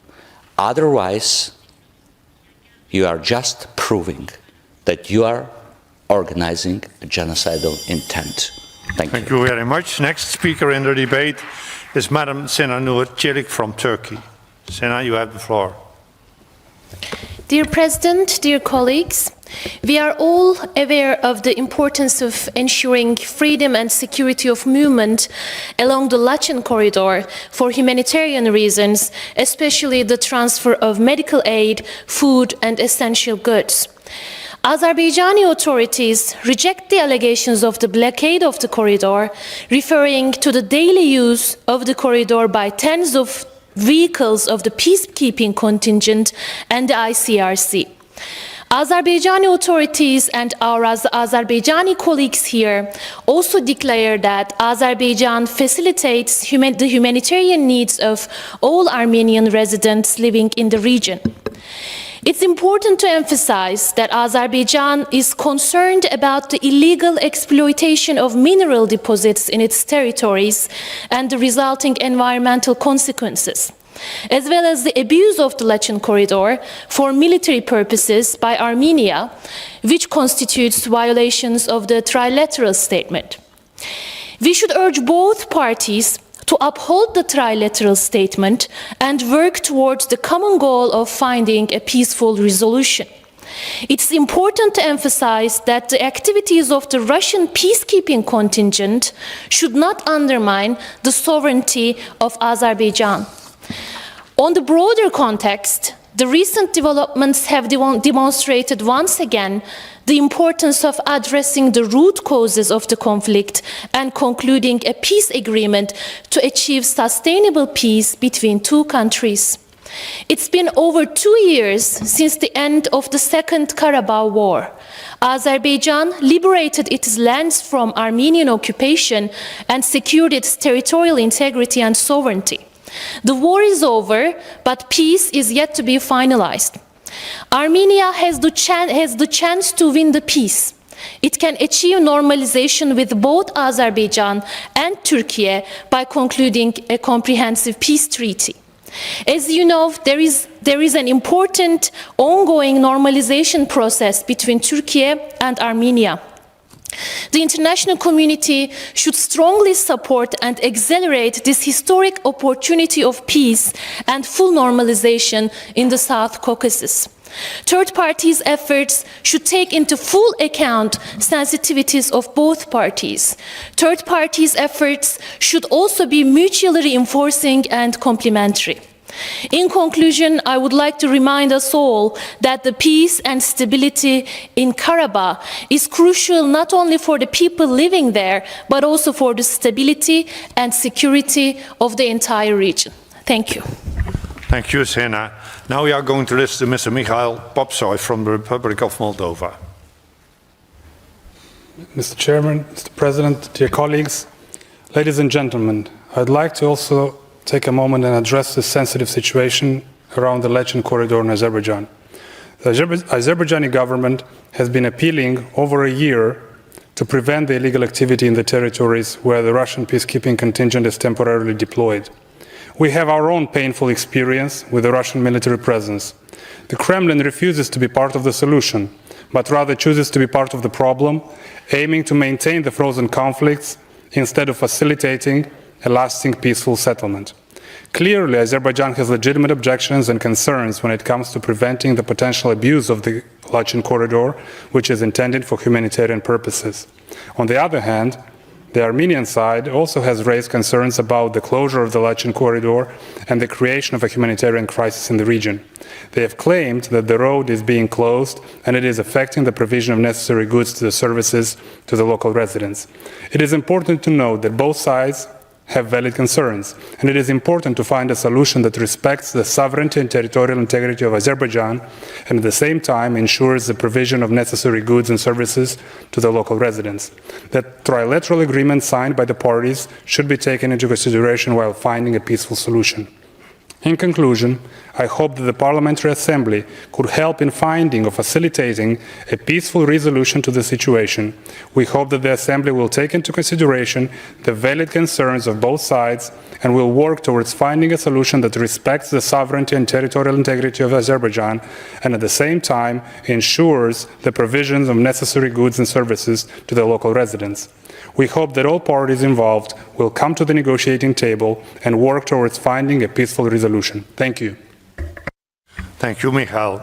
Now we are going to listen to Mr. Rafael Husseinov from Azerbaijan. Rafael. Thank you, President, dear colleagues. In November 2020, Azerbaijan solved the most complicated problem in its contemporary history. The lands of Azerbaijan, occupied for almost 30 years by Armenia, through the aid of its patronizing forces, were liberated. The opposite side, which was powerless on the battlefield against Azerbaijan, is now trying to create a false impression in the world community through various speculative tricks. One of such methods of political speculation is the hype created around the pseudo-problem called Lachin corridor. There is a well-known proverb in Azerbaijan: a lie has legs, but it would not walk. The Armenian propaganda machine claims that the Lachin corridor is closed. This is not true information, but a clear attempt to deceive the world community. The President of Azerbaijan officially announced this a few days ago at the International Economic Forum in Davos.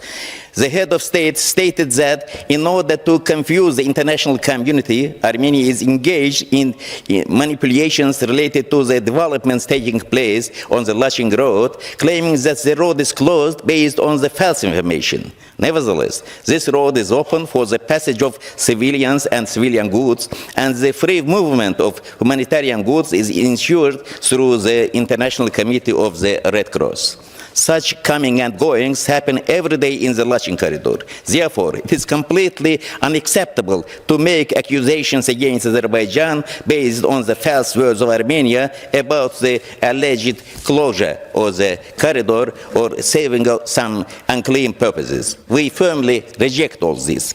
On the other hand, Armenia has been keeping Nakhchivan, an integral part of Azerbaijan, in a state of complete blockade for 30 years. Azerbaijan has repeatedly raised the issue of opening the Zangezur corridor by Armenia. Nonetheless, Armenia does not do this. You blockade the region of Azerbaijan, do not open the Zangezur corridor, and demand that Azerbaijan turns the already opened Lachin corridor into a criminal corridor.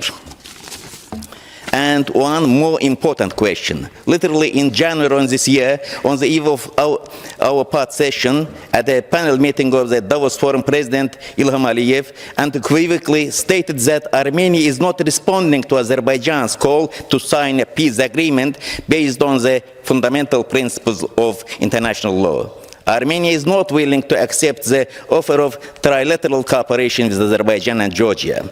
Azerbaijan invites the three Caucasian countries to unite their efforts in the areas of energy, transport, security, stability, and delimitation of borders. Georgia gladly agrees to this. Armenia says no. Well, in what language and in what style to speak with such an unconstructive party? Thank you very much, Rafael. Now we are going to listen to Madam Nigar Aparataray from Azerbaijan. Nigar. Thank you, Mr. President. I really hear and listen to all these speeches, and I feel so sorry that some members of this distinguished assembly forget about basic principles of international law. Dear colleagues, Lachin Road and Karabakh is a sovereign territory of Azerbaijan. I would like to remind you all this.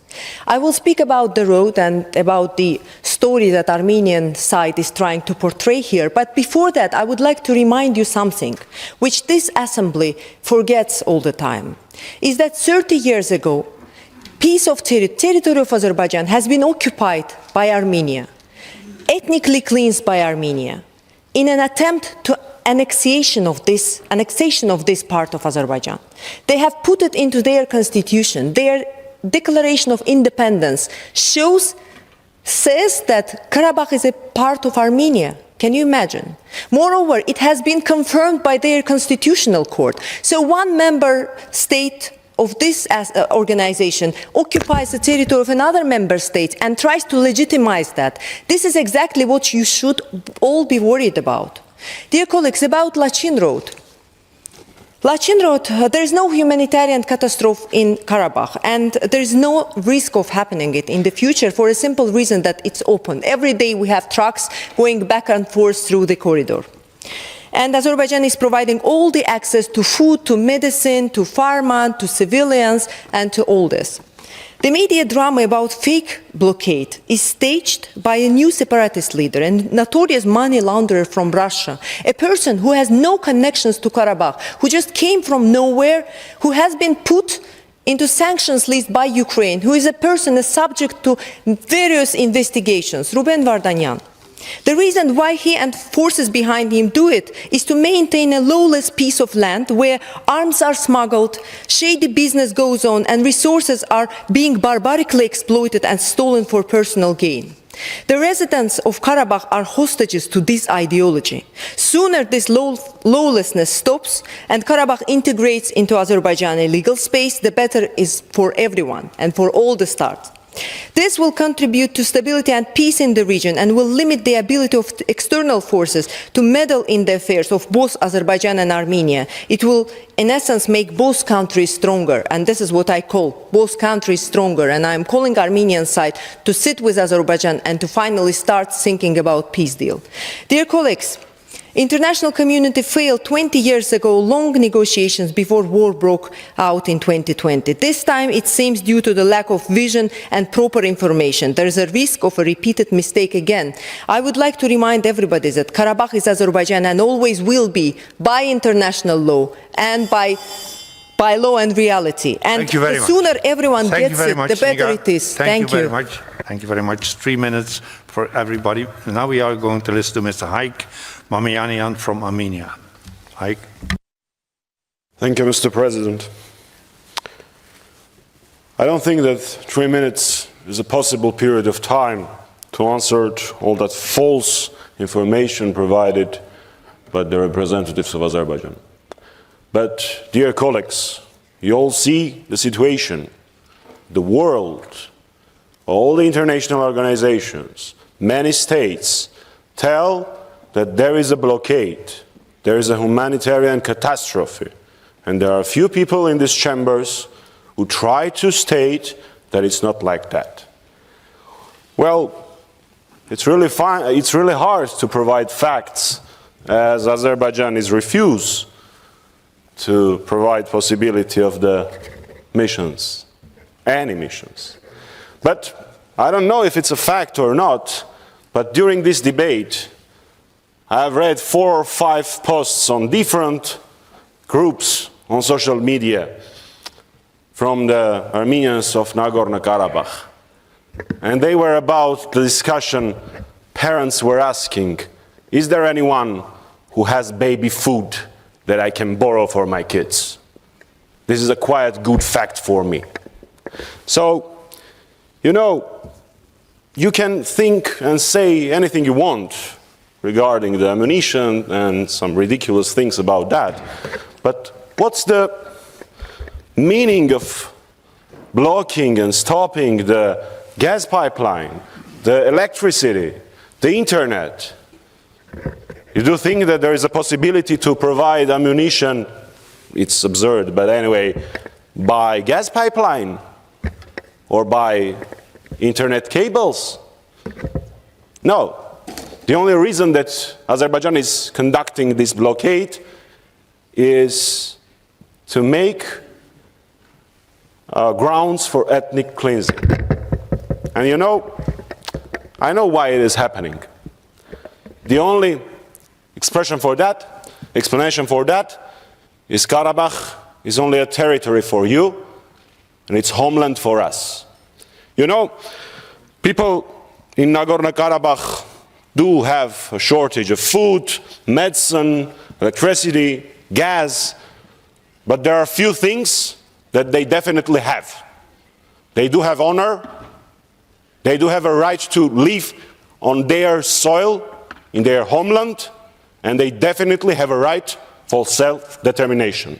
And please remember, I have said that very many times, and I will continue it till you understand that. Artsakh will never be part of Azerbaijan. Thank you. Thank you very much. And now the last speaker in the debate will be Mr. Anton Gómez Reino from Spain. Anton, you have the floor. President. Thank you very much indeed, President. I think that in a geopolitical climate which is in turmoil, and we're seeing this at regional as well as global level, the international community, and particularly this organization, has to guarantee human rights and cannot allow the kind of instability and tension that we are witnessing in the Caucasus, because it affects regional stability as well as international legality, and above all has an adverse effect on human rights for the people of Nagorno-Karabakh. But we are where we are, and multilateral organizations are there to promote dialogue and human rights, as well as security in Europe. They are in crisis, and this situation means that we are blocked in terms of what we can do. Would it therefore not be easier to avoid a violation of the human rights of people in Lachin and Nagorno-Karabakh if we had multilateral organizations that were stronger, rather than having a situation in which the strongest takes advantage of the situation to violate international law as well as bilateral agreements to generate new status quos? Clearly not. And this applies in the Caucasus and Nagorno-Karabakh as well as in other regional ongoing conflicts. And that is why, as a general consideration, the Council of Europe, where we talk about human rights, we shouldn't be talking systematically about sending arms. It's not productive and it's not relevant. And then there is the OSCE, which is there to provide a framework for security and peace, which is completely deadlocked because of the situation in Russia. It's going around in circles. But I want to talk in closing about another country, which is an observer country, Israel, because in the West Bank, in West Jordan, in the West Bank, the Israeli army attacked a refugee camp and killed 9 Palestinians, including an old woman.